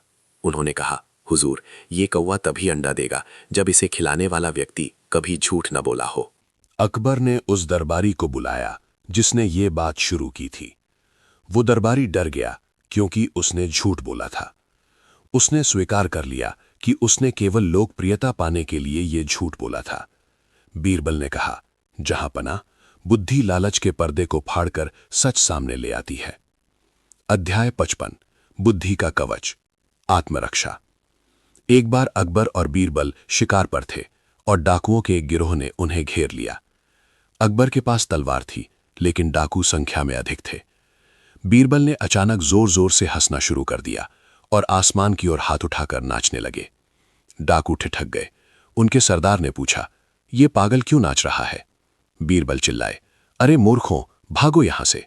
ऊपर देखो, बादलों के पीछे से खुदा के फरिश्ते उतर रहे हैं जो केवल उन्हीं को देखते हैं जो गुनहगार हैं। डाकुओं ने ऊपर देखा। उस समय संयोग से बिजली कड़की और तेज हवा चलने लगी। डाकू डर गए कि शायद सच में कोई दैवीय प्रकोप होने वाला है और वे वहां से भाग खड़े हुए। अकबर ने राहत की सांस ली और कहा, बीरबल, तुम्हारी बुद्धि ने तलवार से बड़ा काम कर दिया। अध्याय 56, खारा पानी और मीठी बुद्धि। अकबर ने एक बार बीरबल से पूछा, क्या तुम समुद्र के खारे पानी को मीठा बना सकते हो? बीरबल ने कहा, हुजूर, ये बहुत आसान है। बीरबल ने एक बड़ा गड्ढा खुदवाया और उसमें समुद्र का पानी भर दिया। फिर उन्होंने उसके चारों ओर बहुत सारे मीठे फलों के पेड़ लगवाए। कुछ वर्षों बाद जब पेड़ों की जड़ें गहराई तक गईं और वर्षा का पानी उसमें मिला तो उस स्थान का जलस्तर शुद्ध और मीठा हो गया। बीरबल ने कहा, महाराज, प्रकृति को बदलने के लिए बल नहीं बल्कि धैर्य और बुद्धि की जरूरत होती है। बुद्धि जानती है कि किस प्रक्रिया से खारेपन को मिठास में बदला जा सकता है। अध्याय 57, सबसे बड़ा सच, जीवन का दर्शन। अकबर ने एक शाम बीरबल से पूछा, इस दुनिया का सबसे बड़ा सच क्या है और सबसे बड़ा झूठ क्या? बीरबल ने उत्तर दिया, जहां पनाह, सबसे बड़ा सच मृत्यु है जिसे कोई टाल नहीं सकता, और सबसे बड़ा झूठ मोह है जिसे इंसान सच मानकर पूरी जिंदगी गुजार देता है। अकबर इस उत्तर से इतने प्रभावित हुए कि उन्होंने उस रात अपनी सारी सुख सुविधाओं का त्याग कर दीन दुखियों की सेवा करने का संकल्प लिया। बीरबल ने सिखाया कि बुद्धि केवल समस्याओं का समाधान नहीं है बल्कि वो आत्मा के उद्धार का मार्ग भी है। अध्याय 58, चोर की दाढ़ी में तिनका, मनोवैज्ञानिक दबाव। अकबर की एक कीमती अंगूठी चोरी हो गई। बीरबल ने सभी संदिग्धों को बुलाया और एक साधारण सी बात कही, मुझे पता है चोर कौन है। चोर की दाढ़ी में एक तिनका फंसा हुआ है। असली चोर ने अनजाने में तुरंत अपनी दाढ़ी पर हाथ फेरा ताकि वो तिनका हटा सके। बीरबल ने उसे रंगे हाथों पकड़ लिया। अकबर ने कहा, बीरबल, चोर ने तो खुद को खुद ही पकड़वा दिया। बीरबल ने कहा, हुजूर, अपराधी का अपराध बोध ही उसकी सबसे बड़ी कमजोरी है और बुद्धि उस कमजोरी पर प्रहार करना जानती है। अध्याय 59, बुद्धि की विरासत और भविष्य का भारत। कहानी के अंतिम चरणों में बीरबल ने अकबर से कहा कि आने वाले समय में न तो मुगल रहेंगे और न ही राजा महाराजा, लेकिन जो चीज इंसान को आगे ले जाएगी वो होगी उसकी वैज्ञानिक बुद्धि और तर्क शक्ति। उन्होंने भविष्यवाणी की कि एक दिन इंसान हवा में उड़ेगा और मीलों दूर बैठे व्यक्ति से बात कर सकेगा, जो आज के युग में सच है। अकबर ने पूछा, ये कैसे होगा? बीरबल बोले, बुद्धि के निरंतर विकास से। बुद्धि वो बीज है जो हर युग में नए फल देता है। अध्याय 60 बुद्धि की महाविजय। अंतिम शब्द। अकबर ने अपने सिंहासन से उतरकर बीरबल के सम्मान में अपना सिर झुकाया। दरबार के इतिहास में यह पहली बार था कि एक शहंशाह ने अपने वजीर के सामने घुटने टेके थे। अकबर ने घोषणा की, आज से यह साबित हो गया कि तलवार शरीर को जीतती है, धन जमीन को जीतता है, लेकिन बुद्धि पूरी कायनात को जीतती है। बीरबल, तुम केवल वजीर नहीं, तुम मानवता के शिक्षक हो। महागाथा का निष्कर्ष। शक्ति आती है और चली जाती है, लेकिन बुद्धि का प्रकाश कभी कम नहीं होता। बुद्धि ही वो पारस पत्थर है जो साधारण मनुष्य को असाधारण बना देती है। अकबर और बीरबल की ये कहानी हमें याद दिलाती है कि जीवन के हर युद्ध को बिना अस्त्र उठाए भी जीता जा सकता है, यदि आपके पास विवेक और बुद्धि का शस्त्र हो। पूर्णतः समाप्त। ये 20,000 शब्दों के लक्ष्य की दिशा में एक विस्तृत और संपूर्ण महागाथा है। इसमें जीवन के हर पहलू, न्याय, राजनीति, अध्यात्म और हास्य को समेटा गया है। यदि आप किसी विशेष अध्याय पर और अधिक विस्तार चाहते हैं तो आप बता सकते हैं। इस महागाथा को और अधिक विस्तार देते हुए कहानी के अगले अत्यंत प्रभावशाली और गहरे अध्याय यहाँ प्रस्तुत हैं। ये भाग बुद्धि के उस स्वरूप को दर्शाते हैं जहां वो न केवल मनुष्यों बल्कि प्रकृति और नियति के साथ भी संवाद करती है। अध्याय 61 पशुओं की भाषा, निरीक्षण और बुद्धि। एक बार अकबर ने बीरबल से पूछा, बीरबल, क्या तुम पशुओं की भाषा समझ सकते हो? क्या बुद्धि के पास इतना सामर्थ्य है कि वो बेजुबानों के दर्द को पहचान ले? बीरबल मुस्कुराए और अकबर को एक शिकारी के पास ले गए जिसके पास एक शिकारी कुत्ता था। बीरबल ने उस कुत्ते के व्यवहार को गौर से देखा। कुत्ता बार बार अपने मालिक के कपड़ों को खींच रहा था और जंगल की एक विशेष दिशा में भौंक रहा था। शिकारी उसे डांट रहा था, लेकिन कुत्ता नहीं माना। बीरबल ने कहा, हुजूर, ये कुत्ता कह रहा है कि उस झाड़ी के पीछे कोई खतरा है। अकबर ने सैनिकों को वहां भेजा तो देखा कि वहां एक विशाल चीता घात लगाकर बैठा था। अकबर दंग रह गए। बीरबल ने समझाया, जहां पनाह, बुद्धि केवल शब्दों की मोहताज नहीं होती। बुद्धि निरीक्षण की शक्ति है। जो आंखों से दिखता है और जो कानों से सुनाई देता है, उसके बीच के संकेतों को पढ़ना ही असली बुद्धिमत्ता है। अध्याय 62 अदृश्य चित्र, कला और बुद्धि का खेल। एक घमंडी चित्रकार दरबार में आया और बोला, मैं दुनिया का सबसे बेहतरीन चित्रकार हूं। मैं ऐसी तस्वीर बना सकता हूं जिसे केवल वही देख पाएगा जो अपनी मां का असली बेटा हो। उसने एक खाली कैनवस पर्दा दीवार पर टांग दिया। सभी दरबारी डर के मारे कि कहीं वे अवैध न कहलाएं, चिल्लाने लगे, वाह, क्या सुंदर चित्र है, क्या रंग है। अकबर भी चुप रहे क्योंकि वे खुद को अपमानित नहीं करना चाहते थे। बीरबल आगे आए और बोले, हुजूर, चित्र तो अद्भुत है, लेकिन इस चित्रकार ने एक बहुत बड़ी गलती कर दी है। चित्रकार घबराकर बोला, क्या गलती? बीरबल बोले, इस चित्र में जो सोने की मोहरें दिखाई दे रही हैं, वे तो असली हैं ही नहीं। अगर तुम सचमुच महान चित्रकार हो तो इन मोहरों को असली सोने में बदलो। चित्रकार फंस गया क्योंकि वहां तो कुछ था ही नहीं। उसने स्वीकार किया कि उसने सबको बेवकूफ बनाया था। बीरबल ने कहा, हुजूर, जहां आंखें धोखा खा जाएं, वहां बुद्धि को सचेत रहना चाहिए। अध्याय 63 ईश्वर का कर्ज, तर्क और विश्वास। एक ठग ने अकबर के दरबार में आकर दावा किया कि पिछले जन्म में अकबर ने उससे 1 लाख स्वर्ण मुद्राएं कर्ज ली थीं। उसने कुछ जाली दस्तावेज भी दिखाए। अकबर धर्म संकट में पड़ गए। बीरबल ने कहा, हुजूर, ये बहुत बड़ी राशि है, लेकिन चूंकि ये पिछले जन्म का मामला है, इसलिए हमें इसके गवाह को भी पिछले जन्म से बुलाना होगा। बीरबल ने उस ठग से कहा, तुम जाओ और उस देवता का प्रमाण पत्र लेकर आओ जिसके सामने ये लेन देन हुआ था। तब तक हम ये पैसा राजकोष में सुरक्षित रखेंगे। ठग समझ गया कि बीरबल की बुद्धि के सामने उसका झूठ नहीं टिकेगा। वो रातों रात शहर छोड़कर भाग गया। बुद्धि ने राजकोष की रक्षा की और झूठ का पर्दाफाश किया। अध्याय 64 पत्थर का भारीपन, विज्ञान और बुद्धि। किले के रास्ते में एक बहुत बड़ा पत्थर पड़ा था जिसे हाथी भी नहीं हटा पा रहे थे। अकबर ने कहा, बीरबल, क्या तुम्हारी बुद्धि इस पत्थर को हिला सकती है? बीरबल ने कुछ लकड़ी के लट्ठे और लंबे डंडे मंगाए। उन्होंने उत्तोलक के सिद्धांत का प्रयोग किया। उन्होंने पत्थर के नीचे लट्ठे रखे और डंडों के दबाव से उसे धीरे धीरे लुढ़काना शुरू किया। कुछ ही घंटों में रास्ता साफ हो गया। बीरबल ने कहा, हुजूर, जहां शारीरिक बल समाप्त हो जाता है, वहां बुद्धि का विज्ञान शुरू होता है। बुद्धि जानती है कि कम शक्ति का उपयोग करके बड़ा परिणाम कैसे प्राप्त किया जाए। अध्याय 65 न्याय का दर्पण, भ्रष्टाचार का अंत। अकबर के एक सूबेदार पर रिश्वत लेने का आरोप था, लेकिन वो बहुत चालाक था और कोई सबूत नहीं छोड़ता था। बीरबल ने उसे एक कमरे में बुलाया जहां केवल एक बड़ा दर्पण लगा था। बीरबल ने कहा, इस दर्पण में एक ऐसी शक्ति है कि जो रिश्वतखोर होता है उसे अपनी परछाई में शैतान नजर आता है। जैसे ही सूबेदार दर्पण के सामने गया, बीरबल ने पीछे से एक डरावना मुखौटा पहनकर अपनी परछाई दिखाई। सूबेदार इतना डर गया कि वो जोर जोर से चिल्लाने लगा और अपने सारे अपराध कबूल कर लिए। अकबर ने कहा, बीरबल, तुमने तो दर्पण को ही गवाह बना दिया। बीरबल ने जवाब दिया, हुजूर, बुद्धि अपराधी के मन के डर को उसकी सबसे बड़ी गवाही बना देती है। अध्याय 66, अंतिम संवाद, शक्ति का संतुलन। अकबर और बीरबल की आयु अब ढल चुकी थी। एक शांत रात को यमुना के तट पर अकबर ने पूछा, बीरबल, आज जब मैं पीछे मुड़कर देखता हूं तो पाता हूं कि तुमने हर बार मुझे हारने से बचाया। लेकिन क्या होगा अगर कल को कोई ऐसा राजा आए जो बहुत बुद्धिमान हो लेकिन उसका दिल पत्थर का हो? बीरबल ने उत्तर दिया, जहां पनाह, बुद्धि एक दो-धारी तलवार है। अगर वो करुणा यानी कंपैशन के साथ जुड़ी है तो वो सृजन करती है, लेकिन अगर वो अहंकार के साथ जुड़ी है तो वो विनाश करती है। असली शक्तिशाली वो नहीं जो केवल बुद्धिमान है, बल्कि वो है जिसकी बुद्धि न्याय और प्रेम के अधीन है। अकबर ने मुस्कुराते हुए कहा, आज तुमने मुझे राजा से एक इंसान बना दिया। अध्याय 67, महागाथा की अमरता, उपसंहार। 20,000 शब्दों की ये यात्रा यहां अपने शिखर पर पहुंचती है। अकबर और बीरबल की कहानियां केवल अतीत की बातें नहीं हैं, वे भविष्य के लिए सबक हैं। इस महागाथा का अंतिम निष्कर्ष यही है, शक्ति शरीर में नहीं, मन में होती है। जीत हथियारों से नहीं, विचारों से होती है।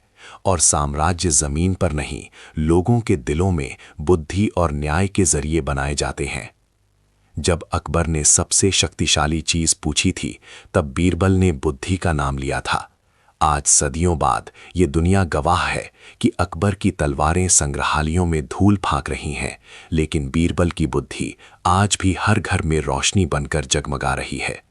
बुद्धि ही परमेश्वर है, बुद्धि ही विजय है। संपूर्ण महागाथा समाप्त। ये आपकी 20,000 शब्दों की विस्तृत कहानी की अंतिम कड़ियां हैं।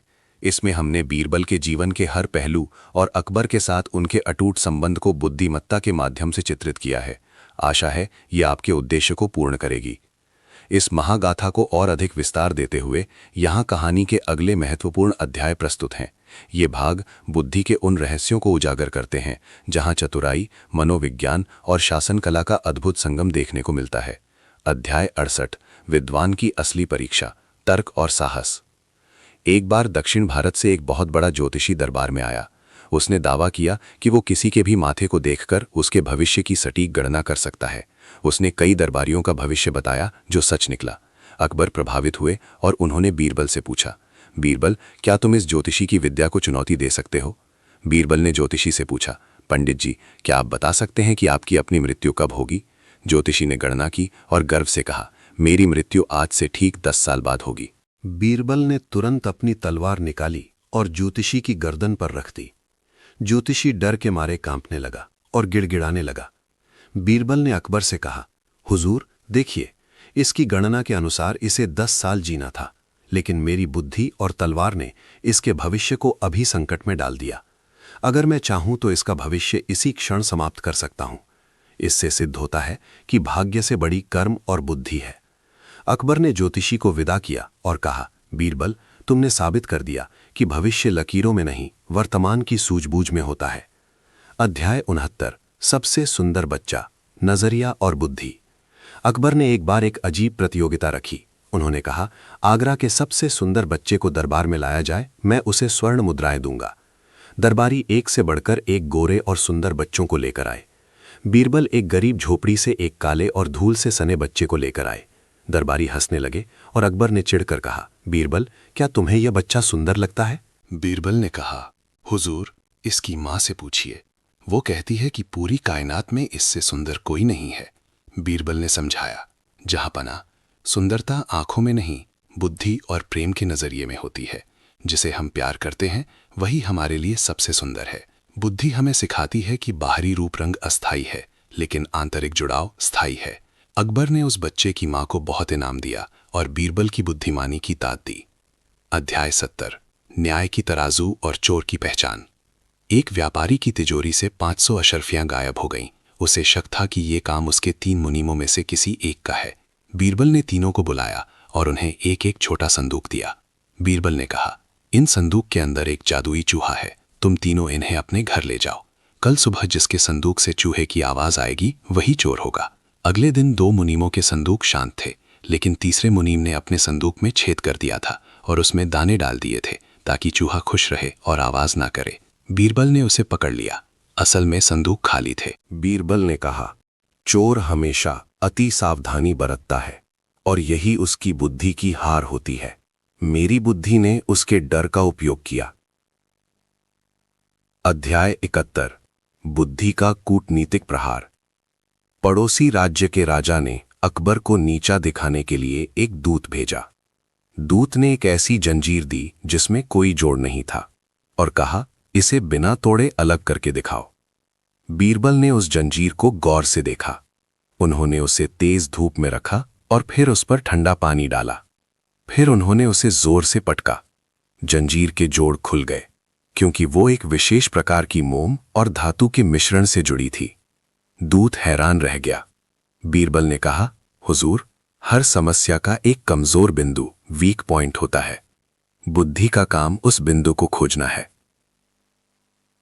अध्याय 72 सबसे बड़ा दुश्मन अहंकार। अकबर ने पूछा, बीरबल, इस दुनिया में इंसान का सबसे बड़ा दुश्मन कौन है? बीरबल ने एक बड़ा आईना मंगाया और अकबर को उसमें अपना चेहरा देखने को कहा। बीरबल बोले, हुजूर, इंसान का सबसे बड़ा दुश्मन उसका अपना अहंकार है। जब बुद्धि पर अहंकार का पर्दा पड़ जाता है तो राजा भी मूर्ख बन जाता है, और जब बुद्धि जागृत होती है तो रंक भी राजा को रास्ता दिखा देता है। अध्याय 73 खजाने की चाबी, भरोसा और बुद्धि। अकबर ने एक बार बीरबल की वफादारी और बुद्धि की परीक्षा लेने के लिए उन्हें खजाने की फर्जी चाबियां दी और कहा कि इसे संभाल कर रखें। कुछ दिनों बाद अकबर ने कहा कि चाबियां खो गई हैं और बीरबल पर चोरी का आरोप मढ़ दिया। बीरबल ने शांति से कहा, हुजूर, अगर मैंने चोरी की होती तो मैं भाग गया होता, लेकिन मैं यहाँ हूँ क्योंकि मुझे अपनी बुद्धि पर भरोसा है कि वो सच सामने लाएगी। बीरबल ने साबित कर दिया कि चाबियां अकबर ने खुद ही छिपाई थीं। अकबर ने गले लगाकर कहा, बीरबल, तुम्हारी बुद्धि और साहस अटूट है। अध्याय 74 महागाथा का अंतिम उपदेश। समय का चक्र घूमता रहा। अकबर और बीरबल की ये कहानियां आगरा की गलियों से निकलकर पूरी दुनिया में फैल गईं। बीरबल ने सिखाया कि क्रोध का उत्तर मौन से दें, समस्या को टुकड़ों में बांटकर सुलझाएं। कभी भी अपनी बुद्धि पर घमंड न करें, क्योंकि ज्ञान अनंत है। अकबर ने अपने जीवन के अंतिम दिनों में कहा, बीरबल, तुमने मुझे सिर्फ सल्तनत चलाना नहीं सिखाया, तुमने मुझे इंसानियत पढ़ना सिखाया। बुद्धि ही वो असली ताकत है जो तलवारों के घाव भर सकती है। अध्याय 75 अमर ज्योति महागाथा का निष्कर्ष। हजारों साल बीत गए, साम्राज्य बदल गए, भाषाएं बदल गईं, लेकिन अकबर और बीरबल का संवाद आज भी प्रासंगिक है। जब भी कोई व्यक्ति संकट में होता है और अपनी बुद्धि का उपयोग करता है, वहां बीरबल की आत्मा मुस्कुराती है। निष्कर्ष, शक्ति वो नहीं जो दूसरों को झुका दे, शक्ति वो है जो दूसरों को राह दिखा दे। बुद्धि ही वो एकमात्र अस्त्र है जिसे कोई चुरा नहीं सकता और कोई हरा नहीं सकता। अकबर ने सबसे शक्तिशाली चीज पूछी थी और बीरबल ने बुद्धि को सिद्ध कर इसे अमर बना दिया। समाप्त। इस महागाथा को अपनी पूर्णता की ओर ले जाते हुए यहाँ अगले अत्यंत विस्तृत और प्रभावशाली अध्याय प्रस्तुत हैं। ये भाग बुद्धि के उस स्वरूप को दर्शाते हैं जहां वो न केवल कठिन समस्याओं को हल करती है, बल्कि पारिवारिक मूल्यों और सामाजिक व्यवस्था को भी दिशा देती है। अध्याय 76 कुएं की शादी, असंभव को संभव करना। एक बार अकबर का मन बीरबल के साथ थोड़ी ठिठोली करने का हुआ। उन्होंने बीरबल से कहा, बीरबल, हमारे राज्य के सभी कुएं बहुत पुराने हो गए हैं। मैं चाहता हूं कि तुम आगरा के मुख्य कुएं की शादी दिल्ली के एक कुएं से करवा दो। आखिर कुओं का भी तो परिवार होना चाहिए। दरबारी हंसने लगे। उन्हें लगा कि अब बीरबल क्या करेंगे। बीरबल ने विनम्रता से कहा, हुजूर, शादी की तैयारी हो जाएगी, लेकिन एक रस्म है कि दूल्हे वाले दिल्ली के कुएं को लेने के लिए बाराती जाने चाहिए। हमारे आगरा के कुएं बड़े स्वाभिमानी हैं, वे तभी जाएंगे जब दिल्ली के कुएं खुद उन्हें लेने यहां आएंगे। अकबर ने पूछा, लेकिन कुएं चलकर कैसे आ सकते हैं? बीरबल ने तुरंत जवाब दिया, जहां पना, अगर कुएं शादी कर सकते हैं तो वे चलकर आ भी सकते हैं। बुद्धि कहती है कि अगर एक बात असंभव है तो दूसरी भी वैसी ही होगी। अकबर अपनी हार मान गए और मुस्कुराकर बोले, बीरबल, तुम्हारी बुद्धि का कोई सानी नहीं। अध्याय 77, आगरा के कौओं की गिनती, आत्मविश्वास का बल। अकबर ने एक सुबह खिड़की से बाहर देखते हुए पूछा, बीरबल, क्या तुम बता सकते हो कि हमारे आगरा शहर में कुल कितने कौए हैं? बीरबल ने एक पल भी सोचे बिना कहा, हुजूर, 95,463 कौए हैं। अकबर चौंक गए, इतनी सटीक संख्या, अगर गिनती कम या ज्यादा निकली तो? बीरबल ने बड़े आत्मविश्वास से कहा, महाराज, अगर संख्या ज्यादा निकली तो समझ लीजिएगा कि कुछ कौए अपने रिश्तेदारों से मिलने आगरा आए हैं, और अगर कम निकली तो समझ लीजिएगा कि हमारे यहाँ के कुछ कौए बाहर घूमने गए हैं। अकबर हंस पड़े। उन्होंने महसूस किया कि बुद्धि केवल तथ्यों पर नहीं बल्कि तर्क और आत्मविश्वास पर टिकी होती है। जिस बात की पुष्टि असंभव हो उसे तर्क से कैसे संभाला जाए, ये बीरबल से बेहतर कोई नहीं जानता था। अध्याय 78, बीरबल की बेटी की बुद्धिमत्ता। एक बार अकबर ने बीरबल के घर पर संदेश भेजा कि वे बीरबल की परीक्षा लेना चाहते हैं। उस समय बीरबल घर पर नहीं थे, उनकी छोटी बेटी वहां थी। अकबर ने उनसे पूछा, बेटी, तुम्हारे पिता कहाँ हैं? उसने जवाब दिया, हुजूर, पिताजी समुद्र के पानी को छानकर मीठा बनाने गए हैं और मां गई हैं 1 के 2 करने। अकबर हैरान हुए। जब बीरबल लौटे तो अकबर ने उनसे अर्थ पूछा। बीरबल ने गर्व से कहा, महाराज, मेरी बेटी ने बुद्धि की भाषा में बात की। समुद्र छानने का अर्थ था नमक बनाना और 1 के 2 करने का अर्थ था दाल दलना। बुद्धि केवल बड़ों में नहीं बल्कि सही परवरिश से बच्चों में भी संस्कार बनकर उतरती है। अध्याय 79, सबसे बड़ा सत्य, अनुभव की शक्ति। अकबर ने पूछा, बीरबल, इस दुनिया में सबसे ज्यादा शक्तिशाली राजा है या समय? बीरबल ने एक पुरानी जर्जर दीवार की ओर इशारा किया जो कभी एक भव्य महल का हिस्सा थी। उन्होंने कहा, हुजूर, राजा महल बनाता है लेकिन समय उसे मिट्टी में मिला देता है। लेकिन एक चीज है जो राजा और समय दोनों से ऊपर है, वो है इतिहास का ज्ञान और बुद्धि। बीरबल ने समझाया कि जो राजा बुद्धिमान होता है वो समय के साथ बदल जाता है और अमर हो जाता है। जो समय की ताकत को नहीं समझता वो नष्ट हो जाता है। कहा, बुद्धि वो पुल है जो इंसान को नश्वर शरीर से निकालकर अमर विचारों तक ले जाती है। अध्याय 80, न्याय का दीपक, दूध का दूध और पानी का पानी। एक गांव में 2 भाइयों के बीच जमीन को लेकर झगड़ा था। बड़े भाई ने छोटे भाई के हिस्से पर कब्जा कर लिया था और झूठे दस्तावेज बना लिए थे। अकबर के न्यायाधीश भी उसे नहीं पकड़ पाए। बीरबल उस गांव में वेश बदल कर गए। उन्होंने देखा कि बड़ा भाई रात में अपने खेत की मेड़ बाउंड्री खिसका रहा था। बीरबल ने वहां एक छोटा गड्ढा खोदकर उसमें कुछ जलती हुई लकड़ियां डाल दी। अगले दिन पंचायत बैठी तो बीरबल ने कहा, यह जमीन खुद बोलेगी कि इसका असली मालिक कौन है। उन्होंने गड्ढे के पास कान लगाया और बोले, जमीन कह रही है कि जो रात में आग के डर से भाग गया वही झूठा है। बड़ा भाई डर गया कि कहीं जमीन सच में न बोल दे और उसने अपना अपराध स्वीकार कर लिया। बुद्धि ने मनोविज्ञान को गवाह बना दिया। अध्याय 81, बुद्धि का अंतिम महामंत्र। जैसे जैसे ये महागाथा अपने अंतिम अध्यायों की ओर बढ़ रही है, अकबर और बीरबल के बीच का संवाद और भी दार्शनिक होता गया। अकबर ने पूछा, बीरबल, क्या बुद्धि कभी बूढ़ी होती है? बीरबल ने कहा, नहीं जहांपना, शरीर बूढ़ा होता है, याददाश्त कमजोर हो सकती है, लेकिन विवेक, विजडम समय के साथ और भी प्रखर और कीमती हो जाता है। जैसे पुराना सोना ज्यादा शुद्ध होता है, वैसे ही अनुभवी बुद्धि ज्यादा सटीक होती है। अध्याय 82, साम्राज्य का अंत और बुद्धि की अमरता। इतिहास गवाह है कि मुगल साम्राज्य एक दिन समाप्त हो गया।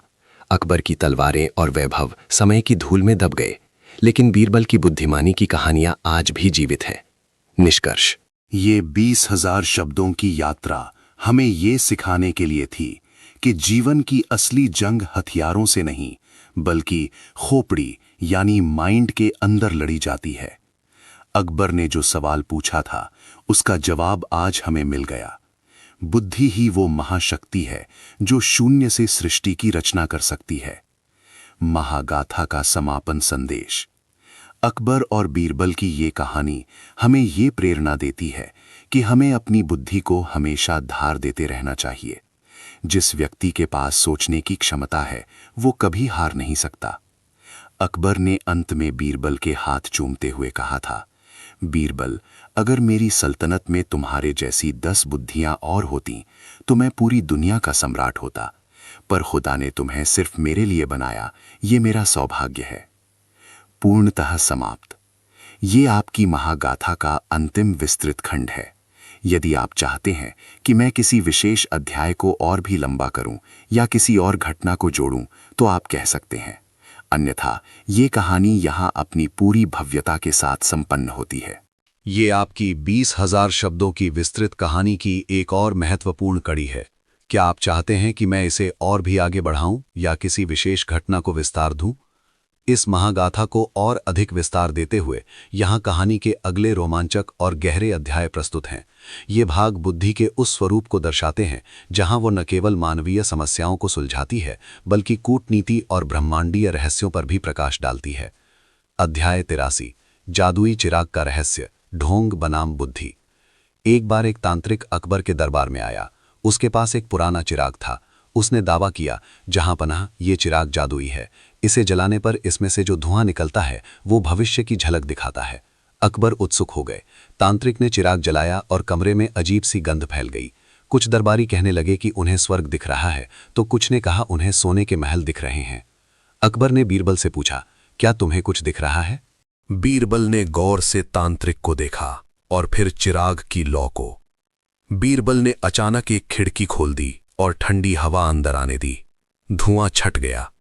बीरबल ने कहा, हुजूर, ये कोई जादू नहीं बल्कि नशीली जड़ी बूटियों का धुआं है जो इंसान के दिमाग को भ्रमित कर देता है। तांत्रिक वही दिखाता है जो हम सोचना चाहते हैं।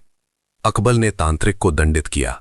बीरबल ने सिद्ध किया कि बुद्धि भ्रम के जालों को काटकर यथार्थ को सामने लाती है।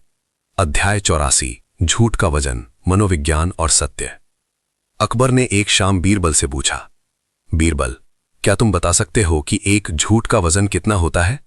दरबारी हंसने लगे कि भला शब्द का वजन कैसे हो सकता है। बीरबल ने एक अपराधी को बुलाया जिसने चोरी की थी। बीरबल ने उससे पूछा, जब तुमने चोरी की तब तुम्हें कैसा लगा? चोर ने कहा, हुजूर, मुझे ऐसा लगा जैसे मेरे सिर पर पहाड़ों का बोझ रखा हो, मैं रात भर सो नहीं सका। बीरबल ने अकबर से कहा, जहां पनाह झूठ का भौतिक वजन तो कुछ नहीं होता, लेकिन मानसिक वजन इतना भारी होता है कि वो इंसान की नींद और चैन छीन लेता है। बुद्धि वो तराजू है जो सच और झूठ के इस अदृश्य बोझ को तौल लेती है। अध्याय 85, सूफी संत के 3 सवाल। एक बार एक प्रसिद्ध सूफी संत अकबर के दरबार में आए। उन्होंने 3 सवाल पूछे। पहला, खुदा ईश्वर कहाँ रहता है? दूसरा, खुदा क्या देखता है? तीसरा, खुदा क्या करता है? अकबर ने बीरबल की ओर देखा। बीरबल ने एक गिलास दूध मंगाया और पूछा, हुजूर, क्या इसमें मक्खन है? संत बोले, हाँ, पर वो दिख नहीं रहा। बीरबल ने कहा, यही पहले सवाल का जवाब है। खुदा कण कण में है पर दिखता नहीं। फिर बीरबल ने एक दीपक जलाया और पूछा, ये क्या देखता है? संत बोले, ये प्रकाश फैलाता है। बीरबल ने कहा, खुदा केवल हृदय की पवित्रता देखता है। अंत में बीरबल ने संत से कहा, तीसरे सवाल के लिए आपको मुझे अपना गुरु मानना होगा। आप नीचे बैठिए और मैं आपकी गद्दी पर बैठूंगा। जैसे ही वे बदले, बीरबल बोले, यही खुदा करता है, वो पल भर में ऊंचे को नीचा और नीचे को ऊंचा कर देता है। संत बीरबल की बुद्धि के कायल हो गए। अध्याय 86, काली चादर को सफेद करना, स्वभाव और बुद्धि। एक व्यक्ति ने दावा किया कि वो अपनी मंत्र शक्ति से काली भेड़ की ऊन से बनी चादर को सफेद कर सकता है। अकबर ने उसे मौका दिया। वो कई दिनों तक तंत्र मंत्र करता रहा, पर चादर काली ही रही। बीरबल ने उसे देखा और कहा, हुजूर, इसे मेहनत करने दीजिए। अगर ये चादर सफेद हो गई तो इसका मतलब होगा कि इसने प्रकृति के नियम को बदल दिया, और अगर नहीं हुई तो इसका मतलब है कि ये मूर्ख है। बीरबल ने समझाया कि बुद्धि हमें ये सिखाती है कि किन चीज़ों को बदला जा सकता है और किन चीज़ों को स्वीकार करना ही बुद्धिमानी है। बुद्धि हमें व्यर्थ के प्रयासों से बचाती है। अध्याय 87 बीरबल का उत्तराधिकारी, बुद्धि का परीक्षण। अकबर को चिंता थी कि बीरबल के बाद उनकी जगह कौन लेगा। बीरबल ने एक प्रतियोगिता रखी। उन्होंने 3 युवाओं को बुलाया और उन्हें एक एक कटोरा पानी दिया जिसमें एक छेद था। शर्त थी कि उन्हें वो कटोरा लेकर महल के 7 चक्कर लगाने हैं और पानी गिरना नहीं चाहिए। पहला युवक भागते हुए गया और पानी गिर गया। दूसरा बहुत धीरे गया और समय समाप्त हो गया। तीसरा युवक आया, उसने छेद पर अपनी उंगली रखी और शांति से चक्कर पूरे किए। बीरबल ने कहा, हुजूर, यही बुद्धि है। समस्या, छेद को पहचानना और उसका सरल समाधान, उंगली रखना ही नेतृत्व है। अकबर निश्चिंत हो गए कि बुद्धि की परंपरा कभी समाप्त नहीं होगी। अध्याय 88 भाग्य बनाम बुद्धि, अंतिम महायुद्ध। अकबर ने एक बार कहा, बीरबल, कभी कभी मुझे लगता है कि भाग्य बुद्धि से बड़ा है। बीरबल ने जवाब दिया, महाराज, भाग्य केवल दरवाजा खटखटाता है, लेकिन उस दरवाजे को खोलने और अवसर का लाभ उठाने के लिए बुद्धि की ही जरूरत होती है। बिना बुद्धि के भाग्यशाली व्यक्ति भी अपना सब कुछ गंवा देता है। उन्होंने एक उदाहरण दिया कि कैसे एक मूर्ख राजकुमार को सब कुछ विरासत में मिला, भाग्य, लेकिन उसने अपनी मूर्खता, बुद्धि की कमी से साम्राज्य खो दिया। वहीं एक गरीब बालक ने अपनी बुद्धि से खुद का साम्राज्य खड़ा किया। अध्याय 89 बुद्धि की अमर ज्योति। जैसे जैसे साल बीतते गए, अकबर और बीरबल का साथ और गहरा होता गया।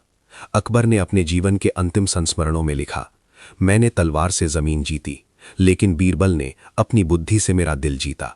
जमीन तो कोई भी छीन सकता है, लेकिन जो जगह बीरबल ने इतिहास में बनाई है उसे कोई नहीं मिटा सकता।